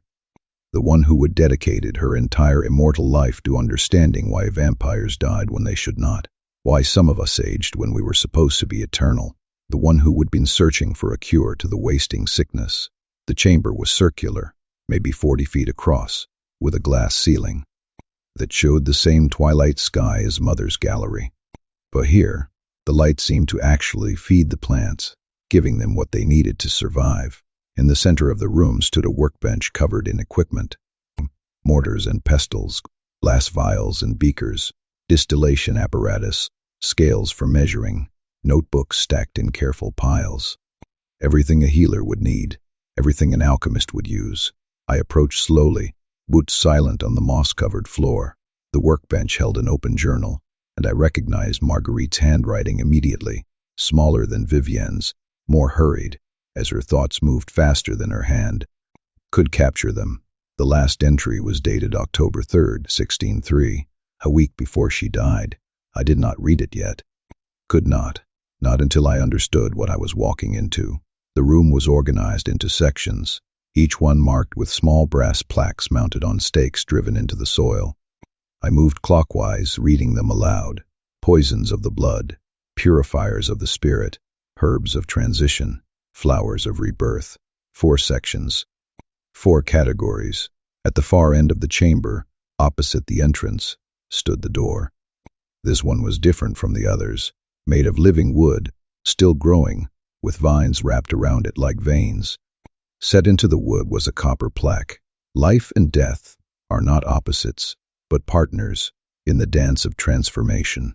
Arrange the garden in the order of healing, from poison to purity, from death to rebirth, and let the cure reveal itself. But remember, some transformations require darkness before light, and not all poisons are meant to kill. I read it 3 times, then looked back at the 4 sections. A sequence puzzle, I said aloud. Arrange plants in the correct order, but which plants? I moved to the first section, poisons of the blood. 6 plants grew here, each one labeled with a small copper tag.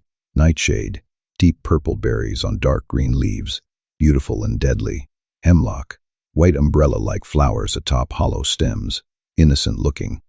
Wolfsbane, blue-purple hooded flowers, the classic vampire poison. Belladonna, blackberries, with a deceptive shine, pupils dilating in death. Yew, red berries surrounding toxic seeds, old as death itself. Foxglove, tall purple bells, heart-stopping when consumed incorrectly. I studied them carefully, speaking them aloud to fix them in memory. 6 poisons, all are deadly to humans, most deadly to vampires too, except, I paused, thinking, except vampires are already dead, so which ones would actually affect us? I remembered fragments of Marguerite's lessons from childhood. She would taught all of us about plants, about which ones could hurt us despite our immortality. Wolfsbane, obviously. That was in the name. Belladonna, she would, said it interfered with vampire blood, made us unable to feed. And yew, ancient death. Something about yew bypassed supernatural protections. The others, nightshade, hemlock, foxglove, those were human poisons. Deadly to mortals, useless against vampires. I moved to the second section, purifiers of the spirit. 5 plants here. Sage, silver green leaves, cleansing smoke when burned. Lavender, purple spikes, calming and purifying. Rosemary, needle-like leaves, remembrance and protection. Mugwort, silvery foliage, dream-walking and vision. Wormwood, gray-green bitter leaves, purging corruption. Herbs for cleansing, for removing toxins, for preparing the body for transformation. Third section, herbs of transition. 4 plants. Chrysanthemum, white petals, death and rebirth in Eastern tradition. Asphodel, pale ghostly flowers, the plant of the underworld. Mandrake, human-shaped root, screaming transformation. Poppy, red petals, sleep and death and dreams between. Plants that existed in the space between states, neither fully alive nor fully dead, like vampires. 4th section, flowers of rebirth. 5 plants. White rose, pure petals, new beginnings and resurrection. Lotus, pink blooms, enlightenment from mud. Iris, purple and gold, messenger between worlds. Lily, white trumpets, purity and restore. Aliforce crocus, purple emerging from snow, first sign of spring. I stood in the center of the room, surrounded by 20 plants across 4 categories, and tried to work out the logic. Arranged the garden in the order of healing, from poison to purity, from death to rebirth. A healing sequence, a cure, but a cure for what? The wasting sickness. I went to Marguerite's workbench and opened her journal to the last entry. Her handwriting was shakier here, weaker. Day 743 of deterioration. The wasting has taken my left hand completely. I can no longer mix compounds with precision. Time is running out, but I am close. So close I can taste it. The cure is not about stopping death. Death is inevitable, even for us. The cure is about transformation. About accepting the poison that made us, purifying it, guiding it through transition, and emerging as something new. Something that can die naturally rather than wasting away. The sequence matters. Poison first, specifically the 3 vampire poisons, wolfsbane, belladonna, you. These represent what we are, what cursed us. Then purification, but not all purifiers work. Only the ones that can penetrate vampire blood. Wormwood, sage, mugwort. These cleanse the curse. Then transition, the plants that exist between states. Mandrake, asphodel, poppy. These guide the change. And finally, rebirth, but only the flowers that symbolize resurrection specifically. White rose, lotus, lily, 12 plants total. The formula for transformation. I am going to try it tonight. If this journal is ever found, know that I died attempting to save us all. I read the entry twice, hands shaking. She would figured it out. She would actually figured out the cure. And then she would die testing it on herself. Jesus, Marguerite, I whispered. You brave, brilliant, tragic woman.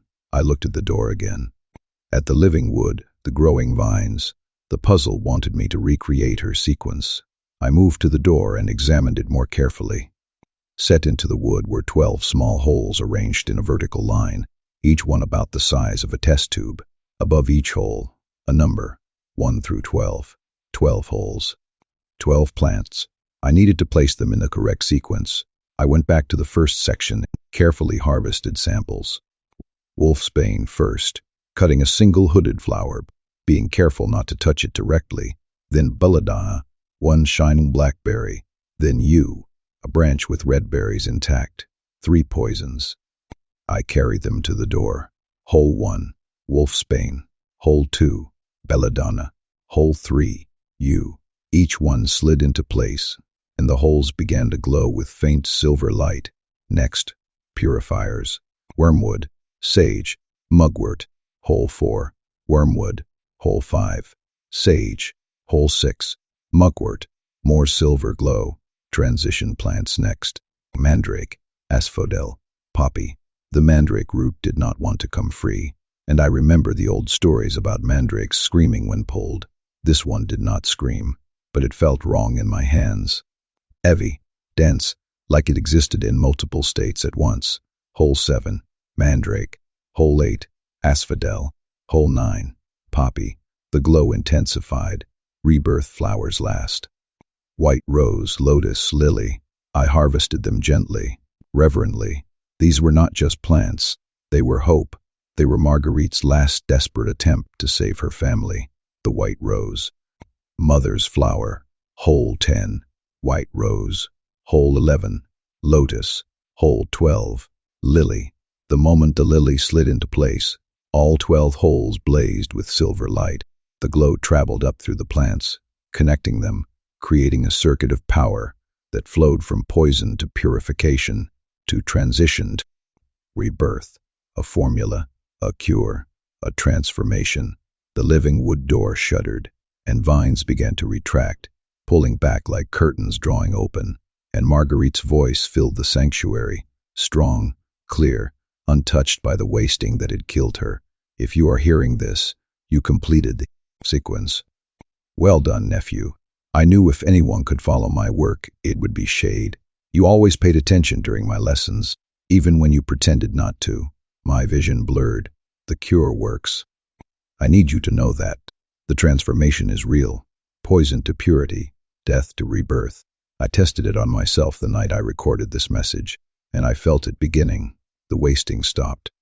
My hands started to heal, but the cure takes time. Days, maybe weeks, and I did not have weeks. The wasting had progressed too far. My body gave out before the transformation could be completed. I died 2 days after taking the cure, Shade. So close, so fucking close to saving us all. Her voice broke, just slightly. The formula is in my journals, all of them. Every failed attempt, every successful breakthrough, every step toward understanding how to transform a vampire into something that can die naturally, rather than waste away. It is all there. Use it. Learn from it. Maybe one day, someone will complete what I started. Maybe one day, our kind will not have to fear the wasting anymore. And maybe one day, you will forgive yourself for surviving when the rest of us could not. The voice faded. The door stood open. I stayed frozen in the center of the sanctuary, surrounded by living plants and dead hope, and the ghost of my aunt, who would die trying to cure a sickness I would never bother to understand, because I would been too busy running away. I am sorry, I whispered. I am sorry I was not here. I am sorry I did not help you. I am sorry I was too much of a coward to stay and watch you die. The plants swayed slightly in a breeze that should not exist underground, like they were listening, like she was listening. I went back to the workbench and gathered her journals, all 7 of them, stacked neatly, waiting for someone to continue her work. I could not take them with me, not yet, not until I finished walking through this tomb, but I made a promise to return for them, to finish what she would started, to make her sacrifice mean something. I placed my hand on the open journal, on her last entry, and spoke directly to her ghost. Your cure works. I believe you, and when I leave this place, I'm going to make sure the world knows what you discovered, what you gave everything to create. You deserve better than to die alone in a sanctuary, testing medicines on yourself while your family crumbled around you. You deserve better than us. The sanctuary remained silent, but the door stood open, welcoming, and ahead, deeper in the tomb, 5 more chambers waited. I walked toward the door, leaving the living sanctuary behind, but I carried her journals in my memory, and her cure in my heart. A passage opened into a room that smelled like lavender and loss. Alara's chamber, my youngest sister, dead at 12. Forever 12. I stood in the doorway for a long time before I could force myself to cross the threshold. The room was exactly as I remembered it, small, painted in soft yellows that had somehow stayed vibrant despite 4 centuries of darkness. A bed with a patchwork quilt Mother had sewn, each square a different color. Shelves lined with dolls, their glass eyes reflecting silver light. A tea set arranged on a low table, cups positioned as if guests were expected. Picture books with unbroken spines. Building blocks stacked in towers that had never fallen. A rocking horse in the corner, frozen mid-gallop, waiting for a rider who would never return. Everything a child might love, everything a child who would never grow up had left behind. I moved deeper into the room, each step feeling like a betrayal. I would left her. I would abandon her when she would needed me most, when she would been terrified and confused, and slowly realizing that being 12 forever was not the gift Father had promised it would be. In the center of the room stood a music box, large, ornate, made of dark wood, with intricate silver inlays depicting seasons, spring flowers, summer sun, autumn leaves, winter snow, the kind of peace that belonged in a manor's grand hall, not a child's bedroom. But Elara had loved music more than anything. She would begged Father for years to commission this particular music box from a craftsman in Vienna. He would finally relented 3 months before she died. 3 months of her playing it constantly, winding it up over and over, dancing to its melody until even Dante had complained about the noise. I would never complained. I would sat and watched her dance, knowing somehow that the time was short, that something was wrong, even if no one would say it aloud.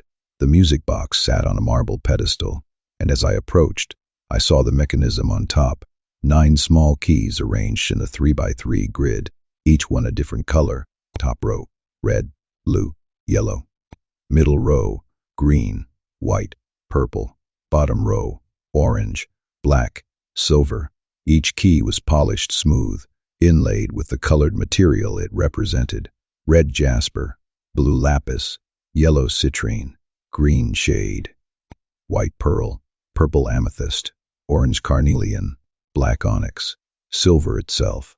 Father never did anything halfway. Next to the music box lay a cloth doll with button eyes and yarn hair, Elara's favorite. She would carried it everywhere for her entire short life, even after she would been turned. Even when Father had told her she was too old for such things, she would named it Rosemary, after Marguerite's herb. The doll was positioned carefully, arms folded around a piece of parchment. My hands shook as I picked it up, her handwriting.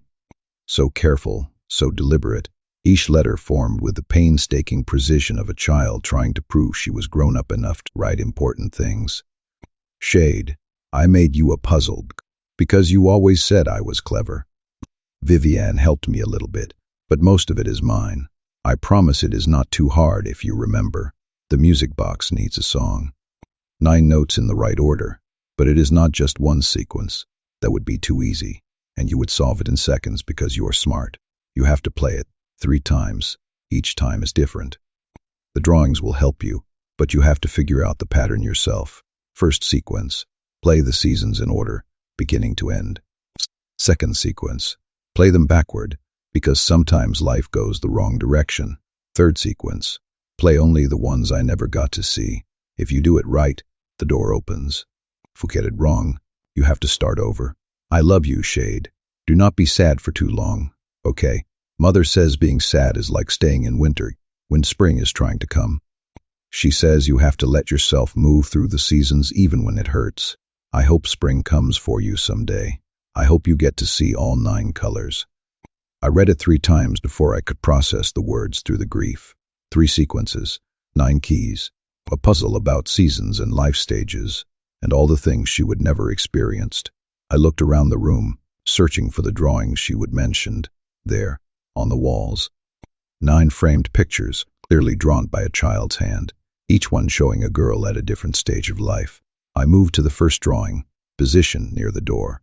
I would enter through. A small girl with yellow hair holding a red poppy. She was smiling, barefoot in the grass, surrounded by flowers. Beneath it, in Elara's careful script, 1. Spring starts with red poppies and bare feet in new grass. I moved clockwise around the room. Second drawing, a slightly older girl in a blue dress, maybe 8 or 9, standing knee-deep in a river. 2. Summer swims in blue rivers and laughs at the sun.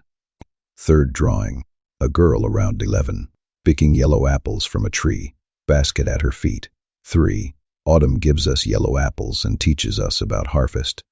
Fourth drawing, a girl at 12, Elara's age, when she died, wearing a green cloak, walking through snow. 4. Winter wears green for hope when everything else is sleeping. Fifth drawing, young woman, maybe 16, holding a white candle in cupped hands. 5. White light comes after winter, bringing new beginnings and first loves. Sixth drawing, A woman in her 20s with purple flowers woven in her hair, elegant and graceful. 6. Purple blooms. When you are finally grown, when you know who you are. 7th drawing. A middle-aged woman watching an orange sunset from a hilltop. 7. Orange sunsets teach you about beauty and endings. 8th drawing. An old woman with white hair, sleeping peacefully under black stars. 8. Black night comes when you are tired enough to rest without fear. 9th drawing. An ancient woman, luminous somehow, with silver ribbons in her hair, dancing. 9. Silver ribbons for the last dance. When you have lived so much you become light itself. 9 stages of life. 9 colors. 9 keys. From childhood through old age. From spring through winter and beyond. The life cycle Allura had dreamed of living, the one she would been denied. I moved back to the music box and studied the instructions again. First sequence. Play the seasons in order, beginning to end. That was straightforward. The drawing showed the order. Red, blue, yellow, green, white, purple, orange, black, silver, 1 through 9. Spring through the final dance. I placed my finger on the red jasper key. Red for spring, I said aloud, my voice rough. For poppies and new grass and bare feet. I pressed it. A single note rang out, clear, bright, high-pitched, like a child's laugh. The music box chimed once, and the red key glowed silver before fading back to red. Blue for summer. Press. Chime. Glow. Yellow for autumn. Apples and harvest. Press. Chime. Glow. Green for winter hope. Press. Chime. Glow. White for new beginnings after darkness. Press. Chime. Glow. Purple for finally grown. Press. Chime. Glow. Orange for sunset years. Press. Chime. Glow. My voice was shaking now. Black for peaceful rest. Press. Chime. Glow. 1 key left for this sequence. Silver for the last dance, for becoming light. I pressed the silver key. The music box played a short melodic phrase, all 9 notes in sequence, harmonizing with each other, creating something beautiful. Then it fell silent. First sequence complete. 2 more to go. Second sequence. Play them backward, because sometimes life goes the wrong direction. Silver, black, orange, purple, white, green, yellow, blue, red, 9 through 1. The last dance back to spring. The life Allura had lived in reverse, dying before she would barely begun. I pressed silver. The note rang out, lower this time, mournful, then black, orange, purple, white, green, yellow, blue, red, each note descending, each one sadder than the last, until the final red keys sounded less like a beginning and more like an ending. The music box played the backward melody, and it sounded wrong. Discordant, like a song played in the wrong direction, fading against its own nature, like a life cut short. The melody ended. The keys glowed and faded. Still, the door remained closed. 1 more sequence. Third sequence. Play only the ones I never got to see. I stared at the instructions, working through the logic. Allura had died at 12. Trapped at 12. Turned at 6. Died 6 years later at the same physical age. Looking at the drawings, she would experienced red spring, childhood, blue, summer, around age 8, yellow, autumn, around 11, green, winter, age 12. She would reach this, just barely, but she would reach 12. Everything after green, she would never seen. White, 16, new beginnings. Purple, 20s, fully grown. Orange, middle age, sunset years. Black, old age, peaceful rest. Silver, ancient age, the last dance. 5 keys she would never experienced. 5 colors she would never reached. I positioned my hands over the music box. White, I said quietly, for first loves you never had. Pressed, a pure, clear note. Purple for the woman you never became. Pressed, a deeper note, rich and full. Orange for the middle years you never reached. Pressed, warm note, bittersweet. Black for the rest you never earned. Pressed, a low note, almost a whisper. Silver for the last dance you never got to dance. I pressed the final key. The music box came alive, not just sound this time, but light. All 9 keys blazed with silver brilliance, and the mechanism inside began to turn, playing a melody I recognized instantly, Alara's song. The one she would made up herself and sung constantly, the full version, complete and perfect, played by the instrument Father had commissioned for her. The melody filled the room, beautiful and heartbreaking, and I understood why she would love this music box so much. It had played her dream, the song of life fully lived, from spring to silver, beginning to end, a life she would deserved and never received. The music reached its crescendo, and the door at the far end of the chamber swung open, and Alara's voice joined the final notes. Shade. You solved it. I could not move, could not breathe. I knew you would. You always listened when I sang, even when everyone else told me to be quiet. You never told me I was too loud or too silly or too much. Thank you for that. I made the puzzle about all the colors because that is what I wanted. I wanted to go through every season. I wanted red springs and blue summers and purple growing up times and orange sunset years, and even black rest at the very end, when I would lived enough to be tired. But I only got red, blue, and yellow, and a little bit of green, 4 colors out of 9. Her voice wavered, younger than I remembered, so fragile it hurt to hear. Father said being frozen at 12 was a gift. He said I would be young and beautiful forever, but I did not want to be young forever, Shade. I wanted to grow old. I wanted wrinkles and gray hair and grandchildren, and all the things that come with living a real life. I wanted orange sunsets and silver ribbons. I wanted to become light at the end, like in the drawing, but I never got there. The music began to fade. Mother says some flowers bloom fast and bright and do not need a whole garden to matter. She says I mattered even though I only got 4 colors instead of 9. Did I matter, Shade, even with only 4 colors? Yes, I said, the word torn from my chest. God, yes. You mattered more than anything. You mattered more than all 9 colors combined. Then do not be sad forever, okay? Do not stay stuck in one color when there are 8 more waiting. Promise me you will see them all, white and purple and orange and black and silver. Promise me you will live long enough to dance the last dance, live enough for both of us. That is all I want. That is my last wish. See all 9 colors, for both of us.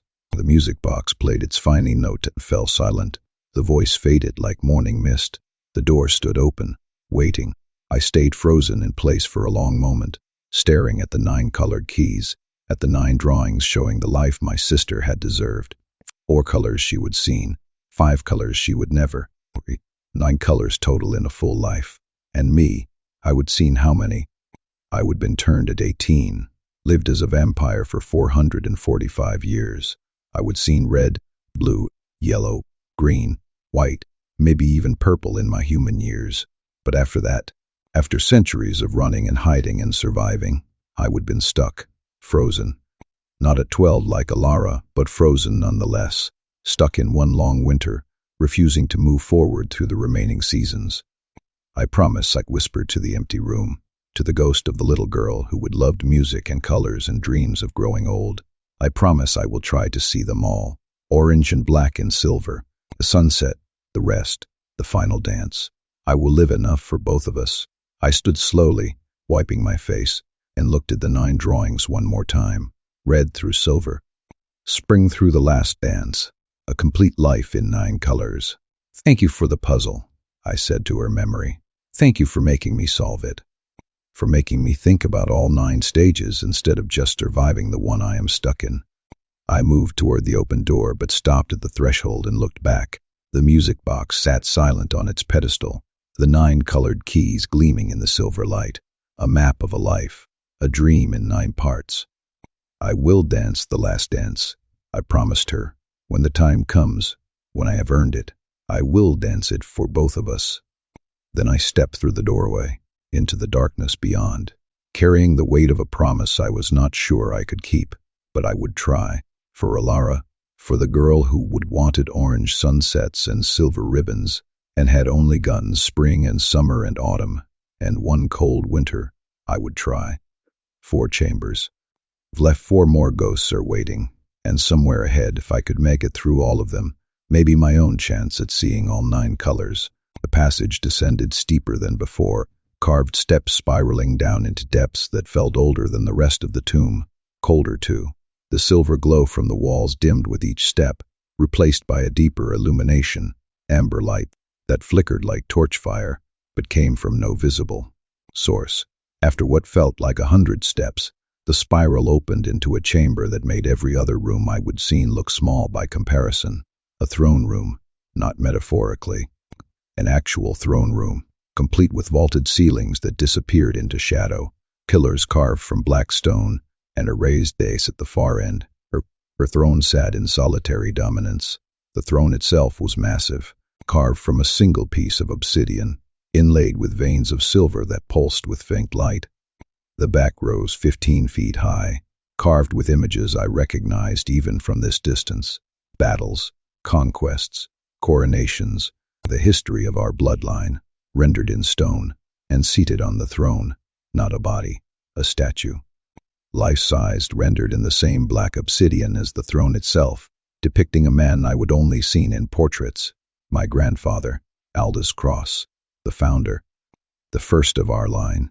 He would been dead for 300 years when I was born, but his presence had haunted every decision our family made. Father had worshipped him, tried to emulate him, failed spectacularly in the comparison.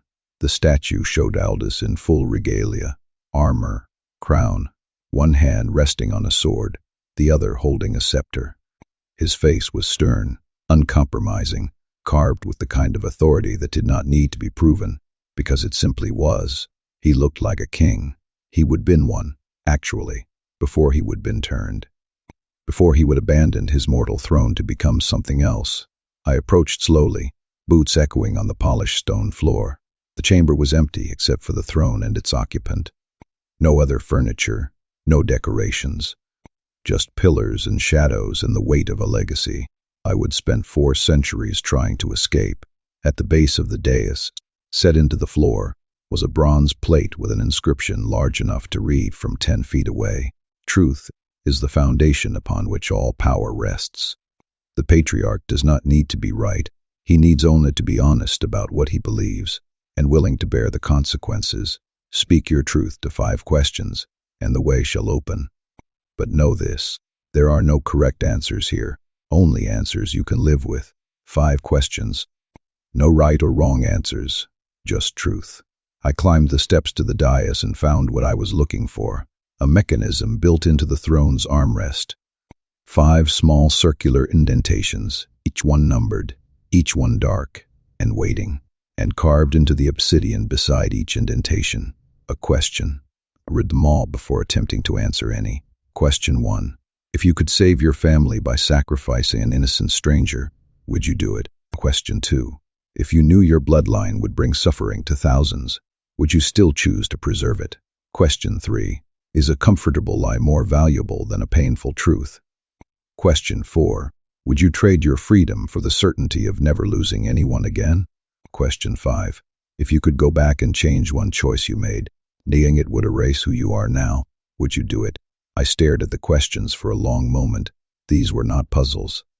These were judgments. My grandfather, even dead for 5 centuries, was asking me to account for myself, to prove I was worth a name I would abandon. Right, I said aloud, my voice echoing in the empty throne room. No pressure. I studied the first question again. If you could save your family by sacrificing an innocent stranger, would you do it?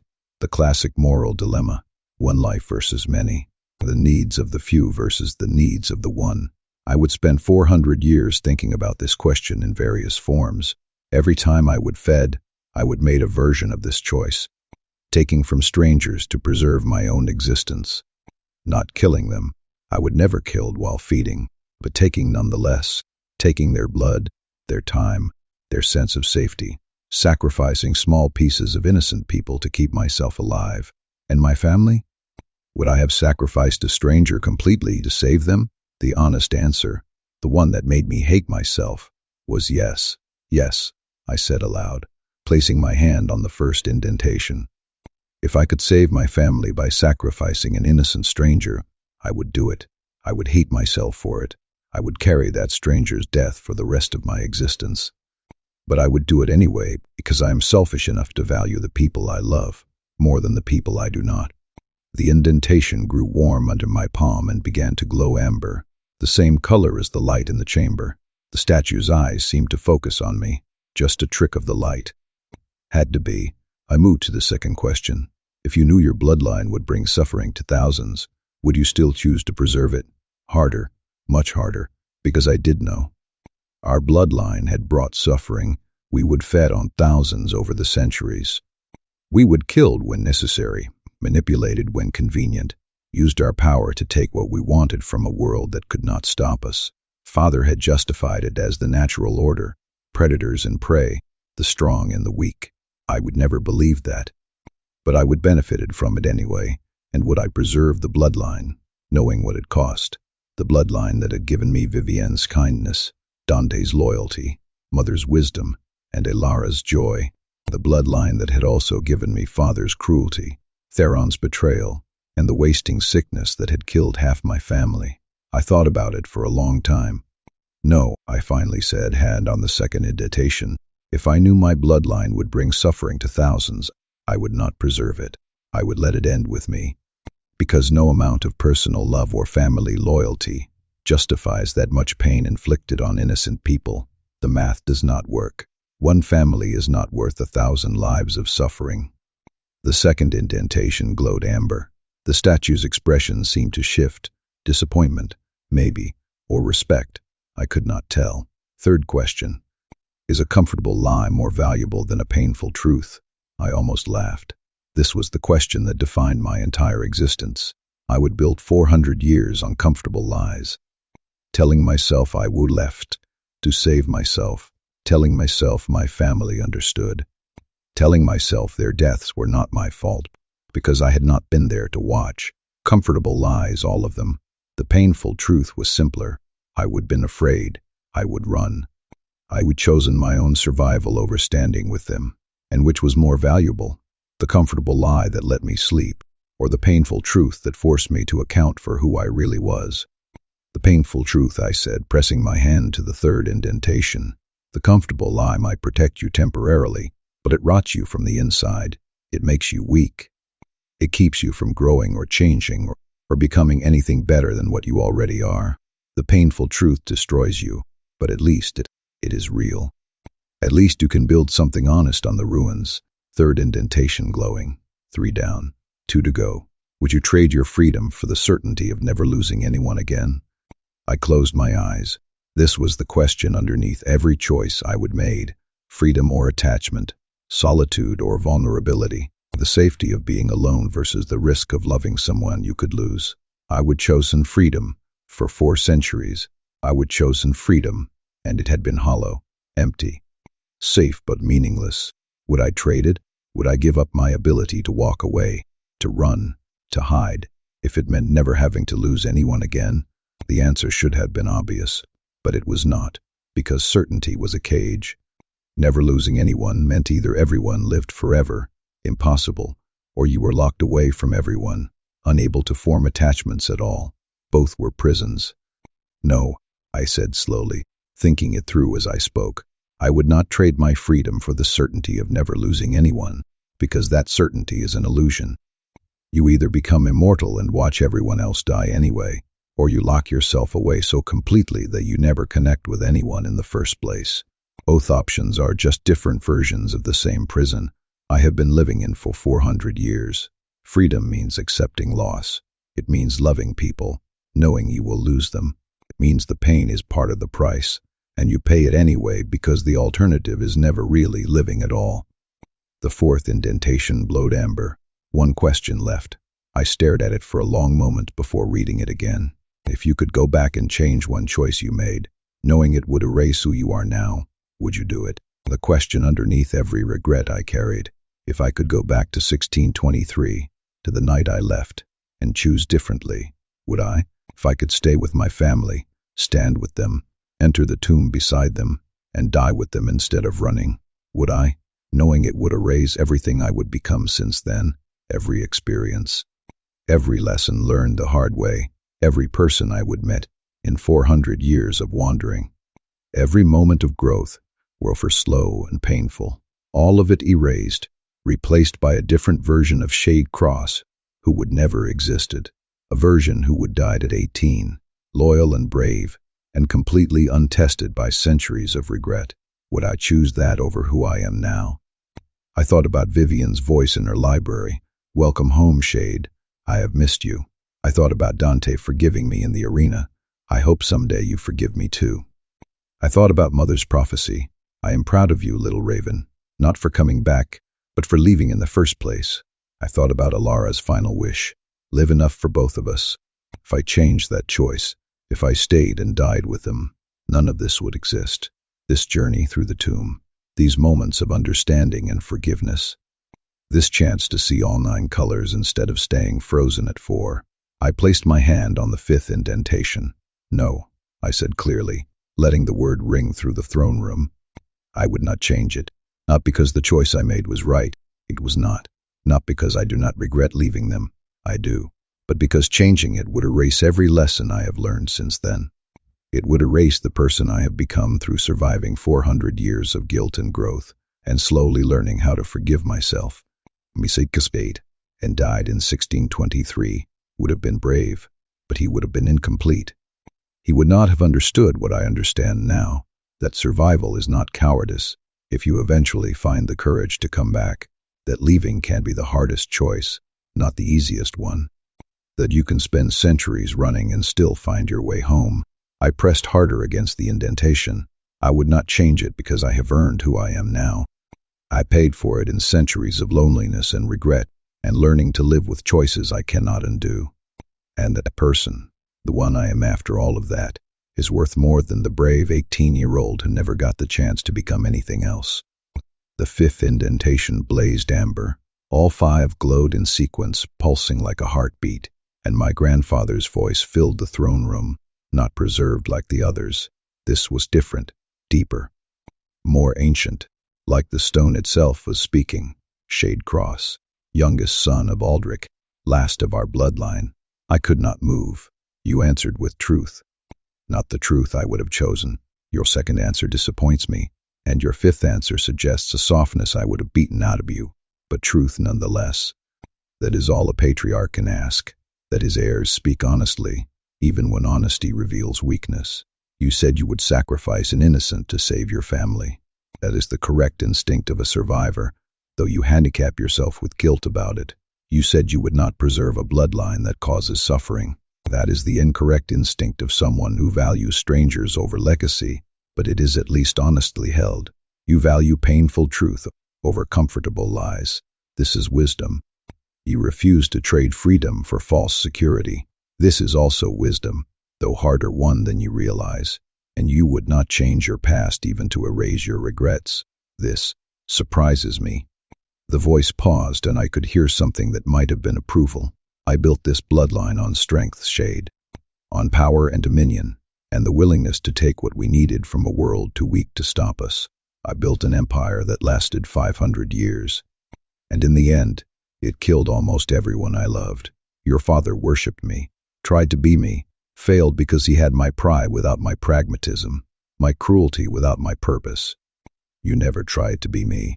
You ran from everything I represented, and perhaps that is why you survived when the rest of them could not. The bloodline ends with you, Shade. Whether you have children or not, whether you turn others or remain alone, this version of the Cross family, the one I founded, the one your father tried to preserve, it ends when you die. And I find I am not sorry. Perhaps it is time for something new, something that values painful truth over comfortable legacy, something that chooses freedom over the certainty of empire. You are weak by my standards, soft, too willing to question, too slow to act, too burdened by conscience. But you are also the only one honest enough to walk through this tomb and face what you are.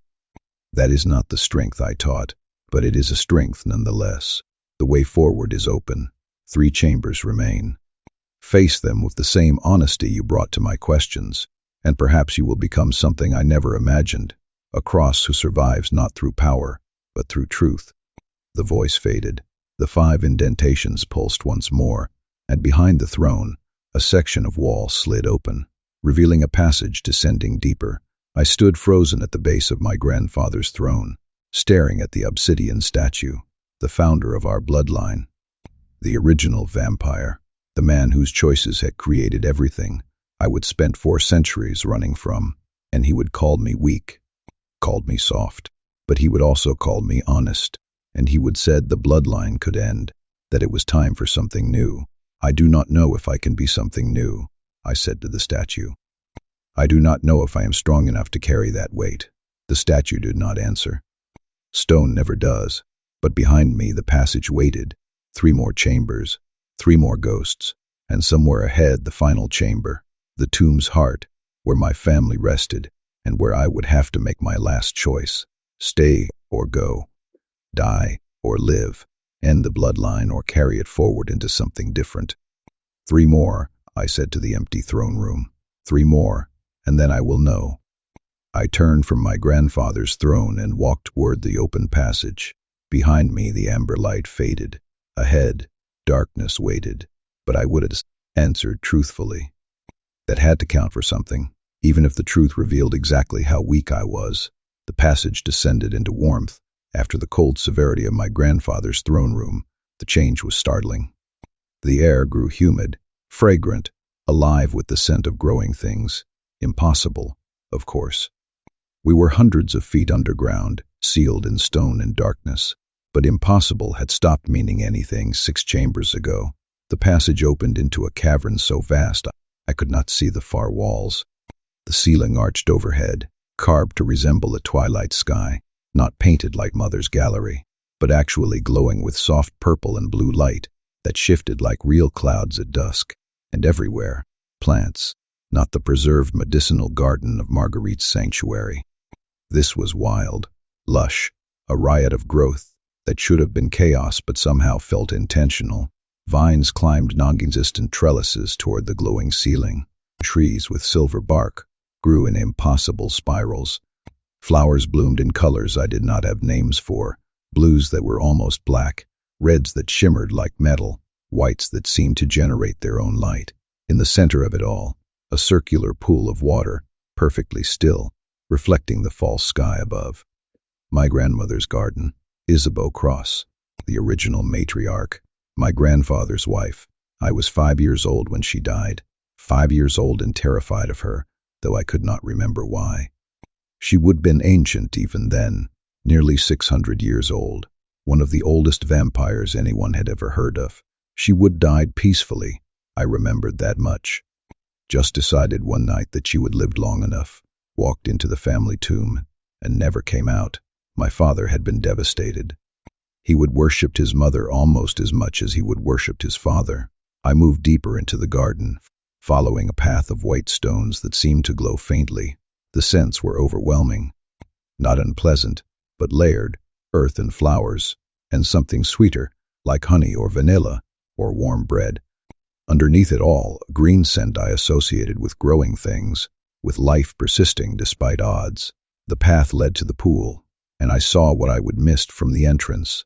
12 plants are growing around the water's edge, each one different.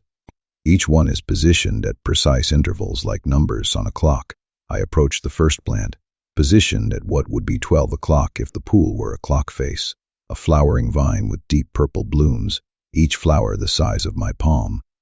The petals were closed tight, furled in on themselves like they were sleeping. At the base of the plant, a small bronze marker, Twilight's Promise. I moved clockwise to the second plant, white roses, but not like the ones in Mother's paintings. These were larger, wilder, with thorns like black glass, buds closed, marker, silver thorns. Third plant, a bush covered in blue-black berries that seemed to pulse with inner light. No flowers visible, just the berries clustered tight. Marker, Nightfall's Harvest. I continued around the pool, reading each marker. Fourth, Moon's Reflection, a lily pad floating in the water with a white bud. Fifth, Star's Whisper, tiny clustered flowers like miniature galaxies, all closed. Sixth, Dream's Echo, a flower that looked like it was made of mist, barely visible. Seventh, Shadow's Comfort, black flowers with silver edges, tightly closed. Eighth, Dawn's breaking, buds that seemed to contain golden light, sealed shut. 9th, memory's root, a gnarled tree root, with small purple flowers embedded in the bark. 10th, silence's song, pale yellow, flowers that hung downward like bells. 11th, truth's thorn, a cactus-like plant with one perfect red bloom, closed. 12th, home's heartbeat, a cluster of pink flowers that seemed to pulse in rhythm. 12 plants, 12 names, all closed, waiting. Beyond the pool, at the far end of the garden, I could see the door, wooden, ancient, covered in flowering vines, and carved into a stone arch above it. Memory blooms when called by name. Speak the words the matriarch sang, and let each flower remember what it holds. But know this, the song must be complete, each word in proper order, for the garden to release its truth. Begin where evening falls and end where morning wakes. I read it twice, then looked back at the 12 closed flowers. A lullaby. My grandmother's lullaby. I had fragments of memory, being very small, being held, hearing her voice, deep and warm despite her age, singing something soft in words I would almost forgotten. But it had been real, and the 12 flowers around this pool were waiting for me to remember it. Right, I said aloud, my voice sounding too loud in the garden's hush. Begin where evening falls. I looked at the first flower, twilight's promise. Evening. Twilight, that was the beginning. But what were the words? I closed my eyes and reached back through 440 years of deliberately trying not to remember childhood. Back before the running, before the guilt, before everything went wrong, back to being 5 years old, sitting in my grandmother's lap while she sang. A melody surfaced first. Simple, repetitive, the kind of thing you would sing to help a child sleep. 3 beats to each word, slow and deliberate, like the words themselves held weight. I hummed it quietly, feeling the shape of it return. The first word was obvious. The marker told me, twilight's promise. Twilight, I said. The vine shivered slightly, but the flowers stayed closed, not just speaking. Singing. I tried again, fitting the word into the melody, holding it long and low across 3 beats. Twilight, I sang. The vine came alive. The purple flowers unfurled slowly, petals opening wide, and a scent flooded the air, lavender and dusk, and something that smelled like safety. Like being held by someone who would never let you fall, and with the scent came a memory, not mine. Hers, my grandmother, much younger, maybe only 100 years old, standing in a real garden at actual twilight. She was holding a child, my father, I realized, and singing to him while the sun set. The memory faded, but the flower remained open, glowing with soft purple light. 1 flower bloomed. 11 to go. I moved to the second flower, silver thorns. The white roses, what had come next in the lullaby. The melody was clearer now, and I could feel where the second word should fall. 3 syllables to match the first. Silver, I sang. The roses stirred, the thorns glinted, but the buds stayed closed. Close, but not right. There was something more to it. I thought of the marker. Not just silver.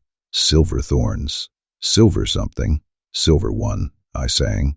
The white roses exploded into bloom, thorns catching the garden's light like black diamonds. The scent was sharp and clean, like snow, like starlight, like protection that cut as surely as it defended. A memory, my grandmother in battle armor, centuries ago, silver sword in hand, defending something I could not quite see. Young, fierce, deadly beautiful. The memory faded. 2 flowers are blooming now. I understood the pattern. The lullaby was about her life, her memories, her journey from twilight to dawn. Each word sang to 3 beats to unlock what she would stored here. 3rd flower, nightfall's harvest. Harvest time, I sang. The berry bush shuddered, leaves rustling, the berries beginning to glow from within like captured stars. The air went rich with dark fruit and earth, and the satisfaction of work completed. A memory, my grandmother in a field at night, harvesting something by moonlight, not crops, but something gathered carefully, tenderly, placed in a basket woven from silver thread. 3 flowers open. I continued around the pool, the melody becoming clearer in my mind with each word I remembered. Fourth, moon's reflection. Moonlight glow, I sang. The lily pad bloomed, white petals opening to reveal a center that glowed like captured moonlight. Cool water and night-blooming jasmine filled the air. A memory, my grandmother standing at a window, moonlight making her seem translucent, eternal, watching over something she loved. Fifth, stars whisper. Whisper soft, I sang. The galaxy flowers opened, each tiny bloom a point of light, ozone and distance and secrets shared in darkness. A memory, my grandmother speaking to someone I could not see, her voice carrying weight that bent the world around her words. Sixth, dreams echo. Dreaming deep, I sang. The misty flower solidified, just enough to show structure, petals made of fog that held shape. The scent was something indescribable, like the smell of sleep itself. A memory, my grandmother walking through dreams, moving between sleeping minds, tending to nightmares like a gardener pulling weeds. Seventh, shadow's comfort. Shadow safe, I sang. The black and silver flowers opened, petals dark as void, but edged in light, cool darkness, and safe hiding places. A memory, my grandmother wrapping someone in shadows like a blanket, protecting them from harsh light they were not ready to face. Eighth, dawn's breaking. Dawn is here, as is dawn. The golden buds opened, releasing light that made me squint. Fresh bread in the morning, new beginnings. A memory, my grandmother holding a newborn, possibly me, possibly one of my siblings, watching the sunrise through a window, singing this exact song. Ninth, memory's root. Memory, I sang. The single word stretching long and full across 3 beats. The flowers embedded in the gnarled root began to glow, purple light seeping from the wood itself. Old paper and preserved roses and time layered on time. A memory, my grandmother in a library touching books, absorbing histories, becoming the keeper of everything the family had been. 10th, silence's song. Silence falls, I sang. The pale yellow bells chimed softly as they opened, each one ringing a different note. The scent was the absence of scent, peace, quiet, the space between sounds. A memory, my grandmother standing in the center of chaos, raising one hand, and everything going still, not dead, just quiet, waiting. 11th, truth's thorn. Truth is sharp, I sang. The red flower on the cactus opened, petals sharp as blades, copper and honesty, and things you did not want to hear, but needed to. A memory, my grandmother telling someone something that made them weep, her hand gentle on their shoulder while her words cut deep enough to heal. One flower left. 12th, home's heartbeat. The final word, the end of the lullaby. I stood before the cluster of pink flowers, watching them pulse like an actual heartbeat, and tried to remember the last word. I hummed the melody all the way through, one word at a time. Twilight, silver one, harvest time, moonlight glow, whisper soft, dreaming deep, shadow. Safe dawn is here, memory, silence falls, truth is sharp. And then, home's heartbeat, the beat of home, the center of everything, home. But that was only one syllable. The melody needed 3. Homeward bound, I tried, but that was not right. This was not about journeying home. This was about being home, about having arrived. I looked at the marker again. Home's heartbeat, not just home, the heartbeat, the pulse. The living center, a word surfaced from somewhere deep. For memory I had not known I still held. Beloved, that is what she would call us, all of us, her beloved ones. Beloved, I sang, letting the word carry all the weight of the lullaby's ending. The pink flowers blazed to life, opening wide, pulsing in rhythm with my own heartbeat, the one I would forgotten, I still had. The scent was overwhelming, every good smell I would ever known, every comfort, every moment of safety and love and belonging, all arriving at once. And the final memory crashed over me. My grandmother was on her deathbed. Not sick, not suffering, just finished. She would lived 600 years and decided it was enough. She was surrounded by family, my father, my mother, my siblings, the aunts and uncles, and cousins who were still alive then, and 5-year-old me, sitting beside her, holding her hand. She was singing the lullaby, all 12 verses. Singing it to all of us, but especially to me. The full song complete. Twilight, silver one, harvest time, moonlight glow, whisper soft, dreaming deep, shadow safe, dawn is here, memory, silence falls, truth is sharp, beloved. And at the end, she would look directly at me and said, "Little shade, little raven, you are going to run one day, and they are going to hate you for it. But I want you to know something. Running is sometimes the bravest thing you can do. Do not let them tell you otherwise. And when you come back, and you will come back, because you are mine, and mine always come home, remember this song. Remember that twilight always comes before dawn. That you have to move through all 12 stages to reach the end. Twilight to beloved, Erknos to home, beginning to center. That is the journey. That is what I am giving you." She would close her eyes then, still holding my hand, and simply stopped, like a candle going out. Like a song ending, peaceful, complete. The memory released me, and I was standing in the garden, tears streaming down my face, all 12 flowers blazing with light and scent, and my grandmother's stilled memories. The pool in the center began to glow, water turning silver, and her voice filled the garden, not recorded, not preserved, but present somehow, woven into the very air. "Welcome home, little raven. I knew you would remember." I could not speak. "You have done well. You have faced them all. Your mother, your father, your siblings, your aunt, your uncle, your grandfather. You had told the truth, solved the puzzles, carried the grief. 2 chambers remain, the forgotten one and the heart, the secret we buried, and the choice you must make. But before you face them, I want you to understand something. This lullaby was not just for you. I sang it to every child in this family, every single one, and the lesson was always the same. Twilight to beloved, you start in darkness, and you move through 12 stages, and you end in love. That is the cycle. That is the promise. Twilight for beginning in shadow. Silver one for finding your strength. Harvest time for gathering what you have sown. Moonlight glow for reflection and understanding. Whisper soft for the secrets you learn. Dreaming deep for the visions that guide you. Shadow safe for the protection you need. Dawn is here for the moment of change. Memory for carrying what matters. Silence falls for finding peace. Truth is sharp for cutting away lies. And beloved for coming home to yourself. You have moved through so many stages already, shade.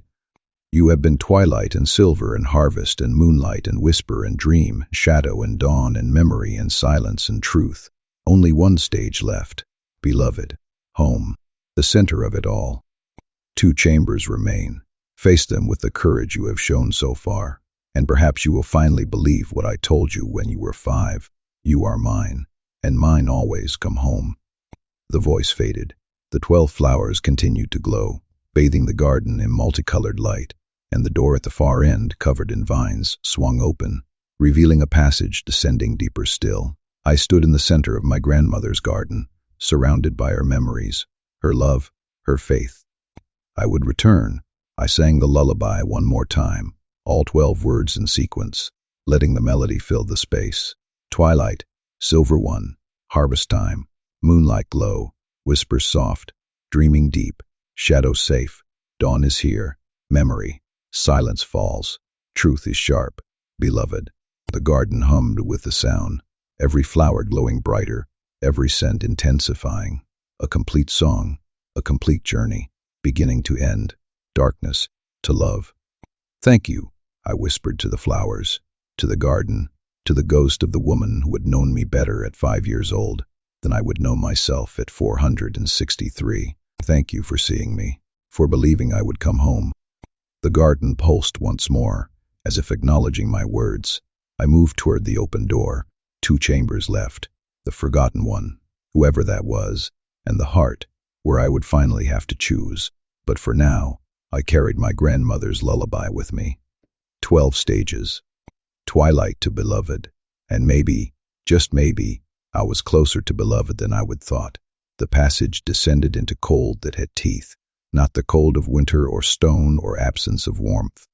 This was different, hostile, the kind of cold that came from something actively draining heat, pulling it away like a predator pulling blood. The walls here were different too. No longer carved from obsidian or polished marble. These were rough, unfinished, like the tomb builders had stopped halfway through and left this section deliberately incomplete or deliberately hidden. The passage ended abruptly at a doorway I almost did not see. No grand entrance, no inscription, just a gap in the stone that opened into absolute darkness. I stopped at the threshold. Every instinct I had was screaming at me to turn back, to skip this chamber, to go straight to the heart and make my choice without walking through whatever waited in that darkness. But I could not. Grandmother's voice. 2 chambers remain, the forgotten one and the heart. The forgotten one. Someone was erased from family history. Someone none of the other chambers had mentioned. I counted back through the tomb. Mother, father, Dante, Vivienne, Marcus, Celeste, Ilara, Theron, Marguerite, grandfather, grandmother, 11 family members, 11 chambers, but we would have been 12. Had not we?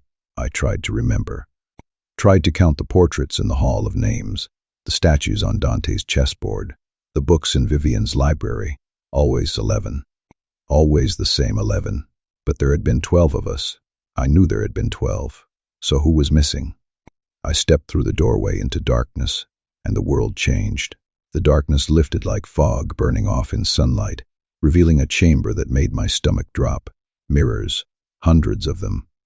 Thousands, maybe, covering every surface, walls, ceiling, floor. All reflecting, all angled, creating infinite recursions of space that made it impossible to tell where the room actually ended. I was surrounded by myself, 1,000 shades staring back, each one identical. Same coat, same face, same expression of growing horror as I realized what this chamber was. In the center of the mirrored room stood a single pedestal, and on it, a bronze mask, featureless, smooth. The kind actors wore when they played roles without names.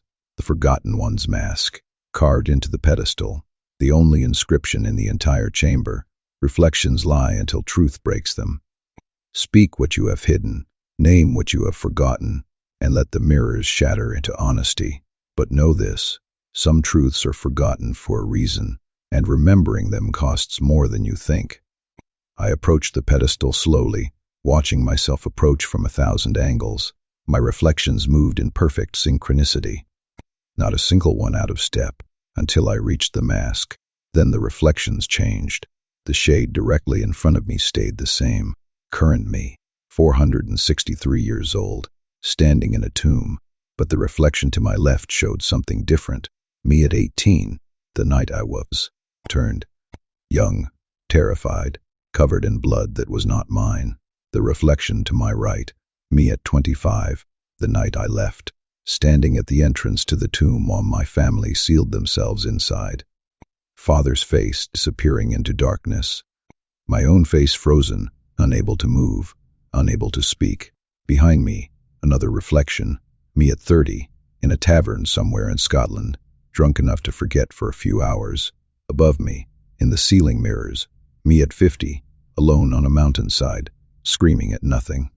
More reflections, more versions of myself, spreading out through the infinite recursions.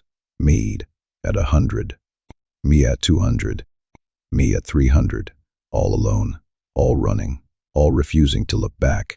And then in one mirror near the back, a reflection that did not show me at all. It showed someone else, a young man, maybe 17 or 18. Dark hair, eyes the same color as mine, wearing the Cross family crest.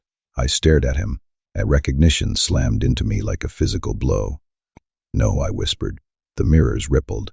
The young man in their reflection moved, turning to look directly at me despite the impossible angle, and he spoke. His voice came from everywhere at once, from every mirror, from the chamber itself. Hello, Shade. Been a while. I could not breathe. You do not remember me, do you? You have worked so hard to forget. 400 years of pretending I never existed. I do not. My voice cracked. I do not know who you are. Liar. The word echoed through the mirrors, and every reflection of me flinched. The puzzle says you have to speak truth to break the mirrors. So let us start with an easy one. What is my name? I stared at the reflection of the young man, at his face that was so familiar it hurt, and tried to force the memory through centuries of deliberate forgetting. I do not remember, I said. Wrong. Try again. The mirrors began to close in, not physically moving, but the reflections shifted, multiplied, pressing closer from all angles. I do not. What is my name? The chamber shook, and the memory broke through. His name, the one I would buried so deep I would convince myself he would never existed. Callan, I whispered. Your name was Callan. My reflection smiled, and it was the saddest thing I would ever seen. There we are. First truth. My name is Callan Cross, and I am your brother. The mirror closest to me cracked straight down the middle. One shattered. Hundreds remained. I had another brother, I said slowly, the memory still surfacing. Between Marcus and me, Callan, born 1483, turned. I could not remember when he was turned, because he had not been. The realization hit like ice water. You were never turned, I said aloud. Callan's reflection nodded. Second truth. I was the only one who refused. Mother and father offered me the gift of immortality when I turned 18, and I said no. Another mirror cracked. You said no, I repeated, trying to process it. To becoming a vampire. You wanted to stay human. I wanted to grow old, Shade. I wanted to marry, have children, live a normal life and die a normal death. I did not want centuries of blood and darkness and watching everyone I loved either die or become monsters. Father said I was ungrateful, said I was spitting on the family legacy, said if I would not join the bloodline, I did not deserve the name. My hands were shaking. What did they do to you? Callan's reflection looked directly at me, and his eyes were full of something I could not name. Third truth, little brother. They gave me a choice. Accept the turning, or leave the family forever. No inheritance, no protection, no contact with any cross ever again. I chose to leave. 3 mirrors shattered. You left, I said, like I did. You left before any of us. I left in 15-1. You were 16. Do you remember? I did. Fragments of it. A brother who would been there, and then suddenly was not. Father forbidding anyone to speak his name. Mother crying in her room for weeks. Vivian asking questions that no one would answer. And me, 16-year-old Shade, learning the lesson loud and clear. You do not leave the Cross family. Ever. I remember, I said quietly. Father said you would died, said you had been killed by hunters. Fourth truth. I did not die. I lived. I lived a full human life. 83 years. Shade. I married, had 4 children. Died in my sleep, surrounded by grandchildren who loved me. 4 more mirrors cracked and fell. You lived, I breathed. You left and you lived and you were happy. Fifth truth, and this is the one you have been running from. You knew I was alive. You found me, once, about 10 years after you were turned. My vision blurred. No, I did not remember that. I could not remember that. You found me in a village in France. I was 30 years old, married. My wife was pregnant with our first child. And you stood outside my house and watched me through the window, watched me be human, be normal, be free, and you wanted what I had so badly to taste it. The memory came back in full force, and I sank to my knees. I had found him. I would have been 28, 11 years turned, already starting to feel the weight of immortality. And I would heard rumors of a human named Callan Cross living in a French village. I would gone to see if it was real, if he would really escaped, and I would watched him through a window, cooking dinner with his wife, laughing at something she said, looking happier than anyone in our family had ever looked, and I would hated him for it. I wanted to kill you, I whispered. I stood outside your house and wanted to kill you for escaping when I could not. Sixth truth. Callan's voice was gentle now, but you did not. You walked away. You went back to the family, and you never told anyone you had found me. You kept my secret. You let me live. 6 mirrors shattered. Halfway there. Why? I asked. Why did not I tell them? Why did not I drag you back or kill you, or because you knew, even then, that I would made the right choice, that leaving was possible, that the bloodline was not everything Father claimed it was. And that is what you have been running from for 400 years, Shade. Not the guilt of leaving your family, but the knowledge that you should have left sooner. That you wasted decades staying loyal to something that was already destroying itself. No, seventh truth. Say it. More mirrors pressing in. My reflections staring at me from every angle, all of them accusing. I should have left sooner, I forced out. I should have walked away the same day Callan did. I should have refused the turning.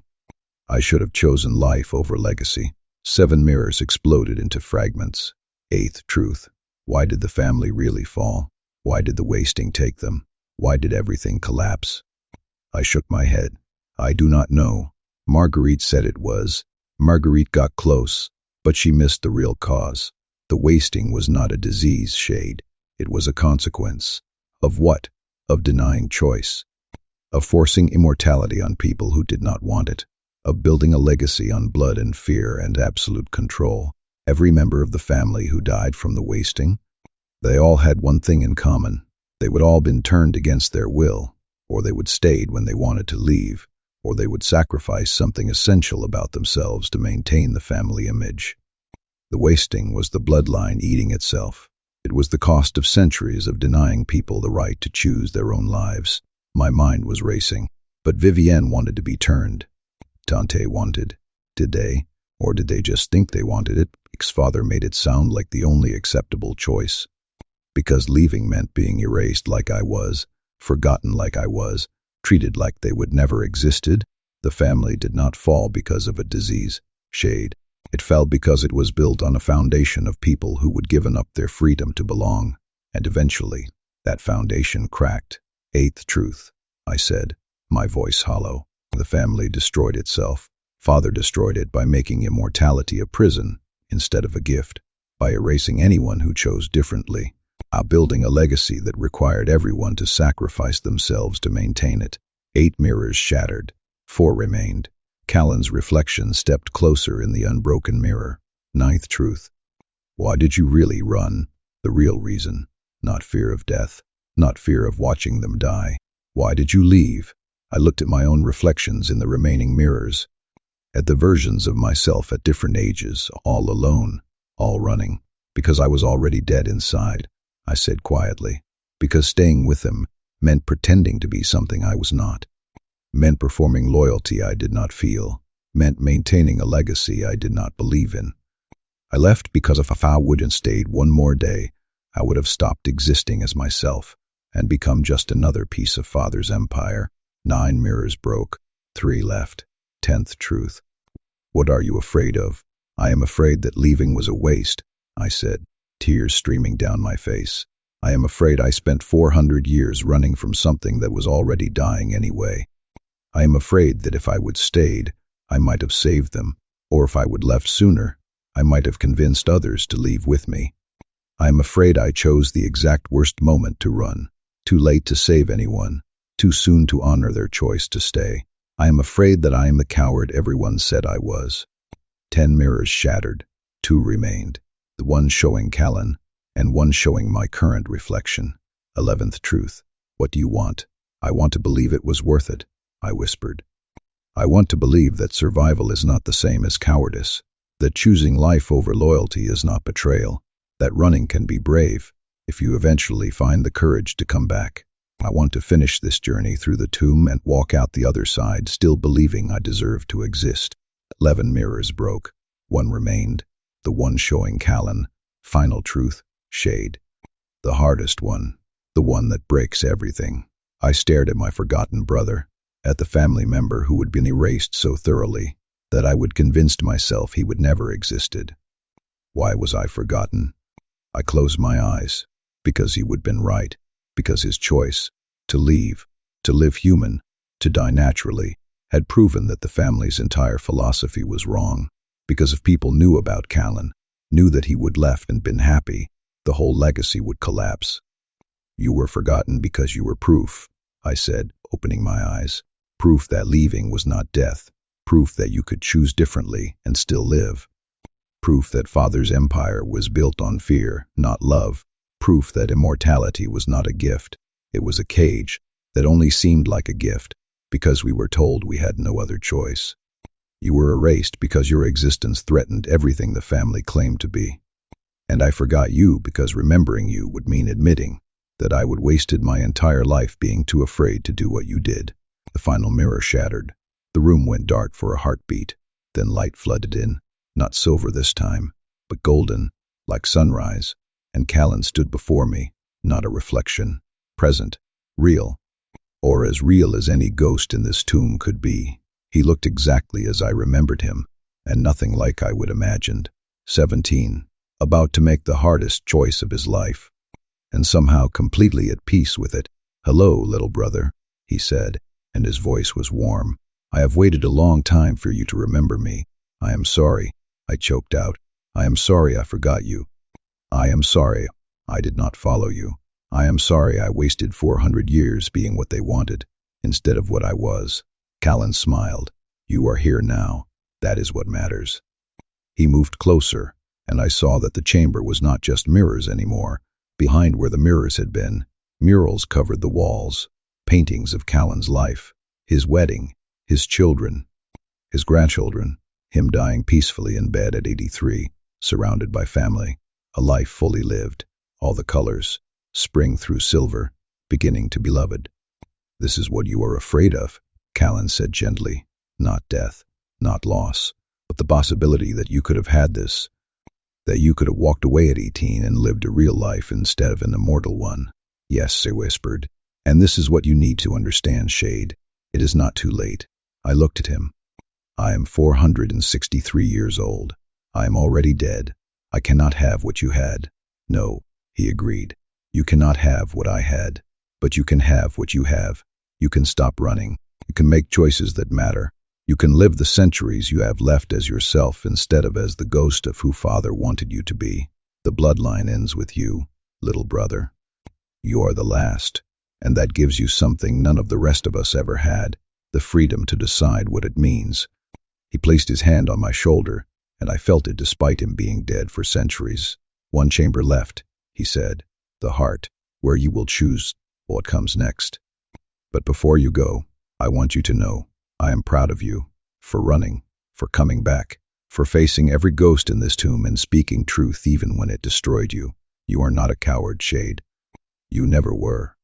You are just someone who took 400 years to learn what I learned at 17, that sometimes the bravest thing you can do is walk away from people who love you, but do not let you breathe." He stepped back and the golden light began to fade. "One more chamber," he said. "One more choice. Make it honest, little brother. Make it yours." And then he was gone. The chamber was empty except for me and shattered mirrors, and the murals of a life I had forgotten. I stood slowly, looking at the paintings of Callan's 83 years. Happy, free. "Thank you," I said to his ghost. "Thank you for showing me what leaving looks like when you do it right." Behind me, a door opened, not the one I would enter through, but a new one. The final passage, to the heart, to the choice. I turned from Callan's murals and walked toward it. One chamber left, and then I would finally know if 400 years of running had taught me how to stand still. The final passage did not descend. For the first time since entering this tomb, the path went level, straight, leading forward into a darkness that felt different from all the others. This darkness was not hostile or cold, or heavy with judgment. It was quiet, peaceful, final. The passage opened into a chamber so vast the walls disappeared into shadow. But the center, the heart of it, was illuminated by soft silver light that seemed to come from nowhere and everywhere at once. And there they were, my family, not bodies, not statues. Something between the two, figures carved from translucent stone that glowed from within, positioned in a circle around a central platform. Each one in repose, lying peacefully, hands folded, eyes closed, sleeping. That is what Father had called it. Choosing the shadows was just another way of saying choosing to sleep forever. I moved closer, circling the figures, reading the names carved into the base of each resting place. Aldrich Cross. My father. Still looked stern even in eternal rest. Rosalind Cross. My mother. Beautiful, peaceful, one hand reaching toward where Father lay. Dante Cross. My brother. The warrior. Even in sleep he looked ready to fight. Vivienne Cross. My sister. The scholar. A book carved beneath her folded hands. Marcus Cross. The diplomat. His face finally relaxed, free from the weight of trying to make everyone understand each other. Celeste Cross. The quiet twin. Lying close to Marcus even in death, unwilling to be separated. Elara Cross. My youngest sister. So small. Still 12. Forever 12. Theron Cross. My uncle. The betrayer. But even he was here, forgiven enough to rest with family. Marguerite Cross. My aunt. The healer. Her hands were positioned as if still reaching for one more plant, one more cure. Aldous Cross. My grandfather. The founder. Massive even in repose, still dominating the space. Isabeau Cross. My grandmother. The matriarch. She looked like she was smiling. 11 figures. 11 family members who had chosen this. Chosen to stop. Chosen to rest after centuries of living. And in the center of their circle, on the raised platform where the silver light seemed strongest, stood a final resting place. Empty. Waiting. My heart stopped. It was the same translucent stone as the others.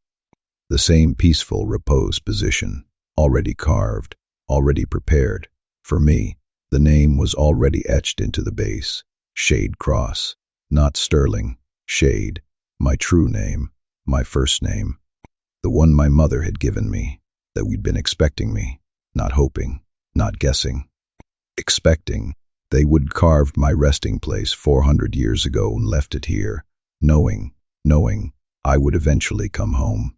I moved closer to the empty platform, and that is when I saw the mechanism, set into the stone at the head of the empty resting place, was a lock unlike any I would see in previous chambers. Not a puzzle with pieces to arrange or questions to answer.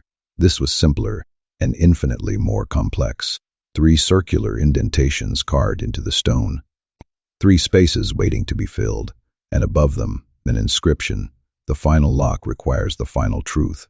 Speak who you were, who you pretended to be, and who you truly are. 3 answers. 3 versions of one soul. Only when you name yourself completely will you understand the choice before you. Rest with those who loved you, or carry forward what they left behind. Choose honestly. The door will open in the direction you deserve. I read it 3 times, 3 versions of myself, who I was, who I pretended to be, who I truly am, and then a choice, stay or go, death or life. Inward or outward. I looked back at the 11 sleeping figures, at my family who had made their choice centuries ago. Then I looked at the space with my name on it.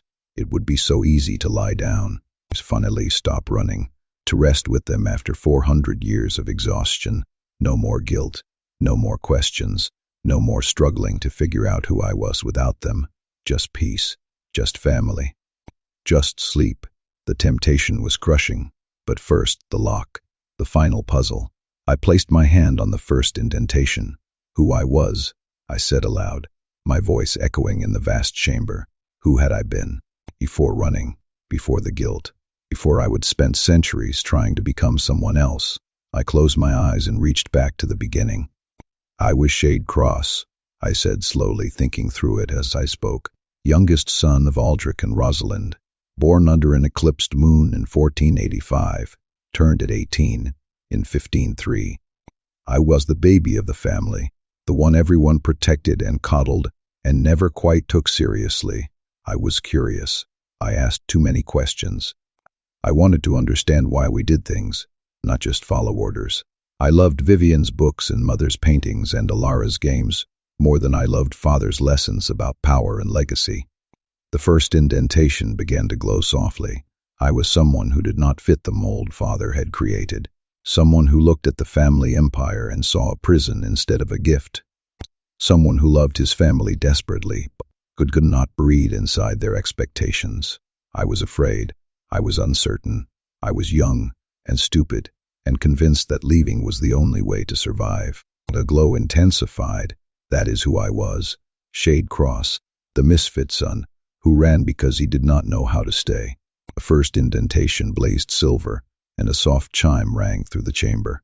1 truth spoken, 2 remained. I moved my hand to the second indentation. Who I pretended to be, I said. This one was harder. I would pretended to be so many things over 400 years. I pretended to be Sterling Cross. I began. A name I chose in a tavern because it sounded strong and sharp, and nothing like the frightened boy who would abandon his family. I pretended to be a loner who did not need anyone. Someone who would left by choice, fear. Someone who was exploring the world and having adventures, instead of just running blind from what he would lost. The second indentation started glowing. I pretended I did not miss them, pretended I did not think about them every single day, pretended that 400 years of isolation was freedom, instead of punishment I would imposed on myself. I pretended I would made the right choice. Pretended leaving had saved me when really it had just frozen me in place, unable to move forward or back, stuck in an endless present where nothing changed and nothing mattered. I pretended I was fine. I pretended I was surviving. I pretended that living forever without purpose was somehow better than dying with the people I loved. My voice cracked. I pretended to be strong, but I was just hiding. For 400 years, I was just hiding. The second indentation blazed silver. Another chime. 2 truths spoken. One remained. The hardest one. I placed my hand on the third indentation and stared at it for a long moment. Who I truly am, not who I was. Not who I pretended to be, who I am now, after walking through this tomb, after facing every ghost, after speaking every painful truth.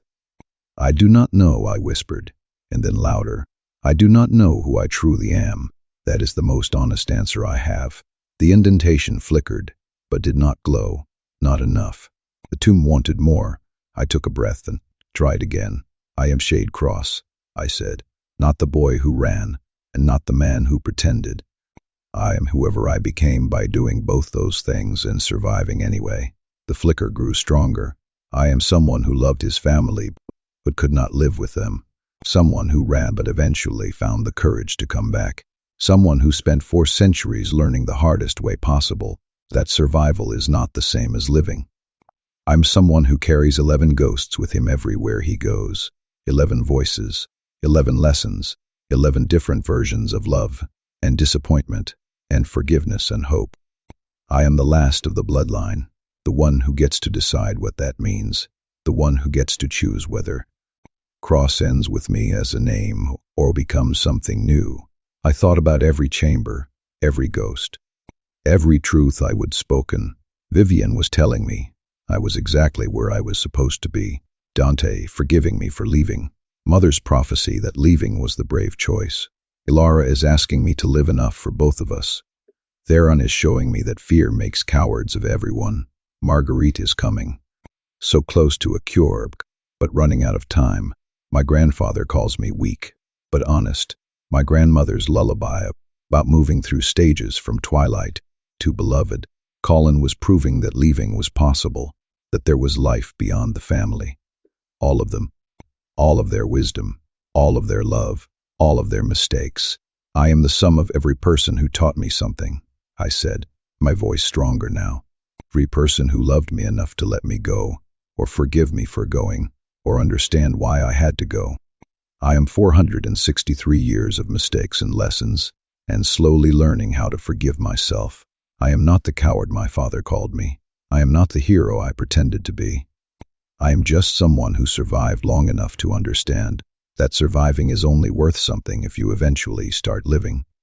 I'm someone who has seen 4 colors out of 9 and still has 5 more to go. Someone who stands at twilight, knowing dawn is coming, but not knowing what shape it will take. I am Shade Cross, and I am choosing to define that for myself instead of letting 400 years of legacy define it for me. The third indentation exploded with light. All 3 glowed now, pulsing in sequence. 1, 2, 3, and a sound like a heartbeat filled the chamber.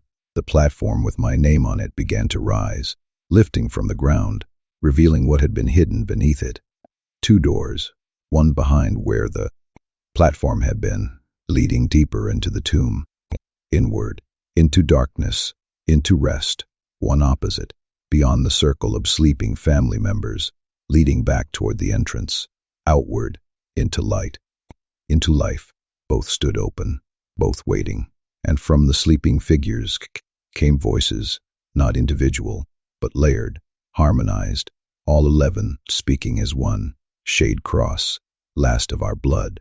You have walked through every chamber, you have spoken every truth. You have earned the right to choose.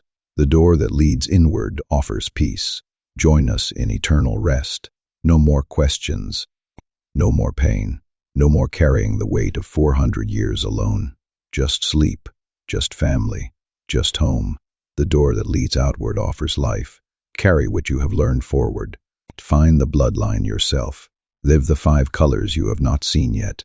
But know this, living means continuing to carry us, continuing to question, continuing to choose over and over what kind of person you want to be. Rest or life, inward or outward, death or living, both are acceptable, both are honest. Choose what you can live with, or choose what you can die with. Choose now. The voices faded. The 2 doors remained open. I stood between them, between rest and life, between my family's peace and my own uncertain future. I looked at the door leading inward, into the tomb, into sleep, finally laying down a burden I would carried for so long. I did not remember what I felt like without it. It would be so easy. I was tired, so tired, 4 centuries tired, and they were here, all of them, waiting to welcome me home. No more loneliness, no more guilt, no more wondering if I would made the right choices, just peace. I moved toward the inward door and stopped at the threshold, looked through it, saw darkness that promised comfort, release, an ending. I could stay, I said aloud. I could lie down next to them and just stop, and it would be okay. They would forgive me. They already have forgiven me. I stood there for a long moment. Then I turned and looked at the other door, the one leading outward, back toward the entrance, back toward the world, into uncertainty, into more years of carrying their memories, into the responsibility of defining what cross meant without them here to help, into orange sunsets I had not seen yet, into black rest I had not earned yet, into silver ribbons I had not danced with yet, into all 5 remaining colors of a life fully lived. But if I stay, I said slowly, then Alara was right. I only got 4 colors out of 9. And she asked me to see them all. She asked me to live enough for both of us. I looked back at the circle of sleeping figures, at Father, who had called me a coward, but who my grandmother said had loved me anyway, at Mother, who had known I would leave and blessed it, at Dante, who had called me weak, but forgave me for surviving, at Vivienne, who had told me I was exactly where I belonged, at Marcus and Celeste, who would shown me that love sometimes means following someone into death, at Alara, who had wanted all 9 colors and only gotten 4, at Theron, who had died from fear and regret, at Marguerite, who had died reaching for one more answer, at Grandfather, who had built an empire that killed everyone he loved, at Grandmother, who had sung me a lullaby about moving through stages from twilight to beloved. At all of them, I love you, I said to them.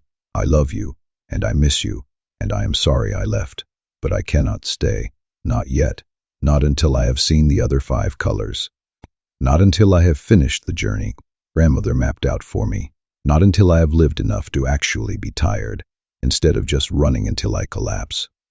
I moved away from the inward door, walked across the chamber past their sleeping forms, toward the door leading out. Callan was right, I said.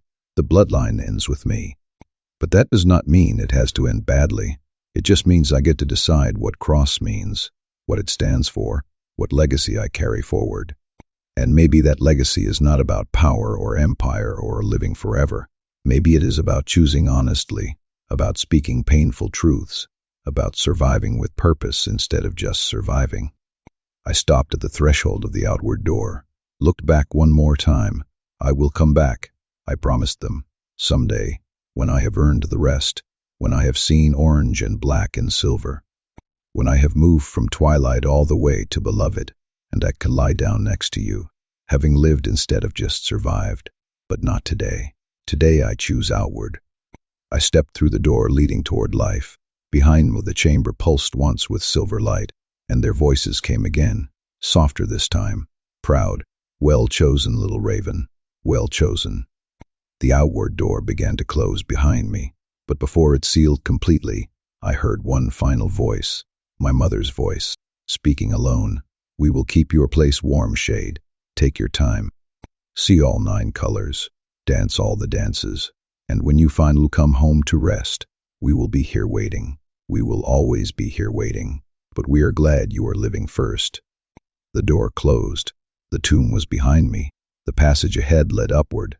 Back through the chambers I would walk. Back through the hall of names. Back through the sealed gate. Back toward the surface. Back toward sunlight I could never stand in but could at least watch from the shadows. Back toward the world. I would run from 400 years. Back toward 5 more colors. I began to walk. The climb was long. 143 steps back to the Hall of Names, then more beyond that, but I did not rush. I was carrying them with me. All 11 of them, all their lessons and love and mistakes and wisdom, but I was also carrying myself, the version of Shade Cross, who had survived 4 centuries, and finally learned that surviving meant something more than just not dying. When I reached the sealed gate at the entrance, it rolled open without me touching it. The tomb knew. The tomb understood. I would made my choice. The door had opened outward. I stepped through into the clearing where 400 years ago I would watch this entrance seal shut with my family inside. The forest had reclaimed most of it.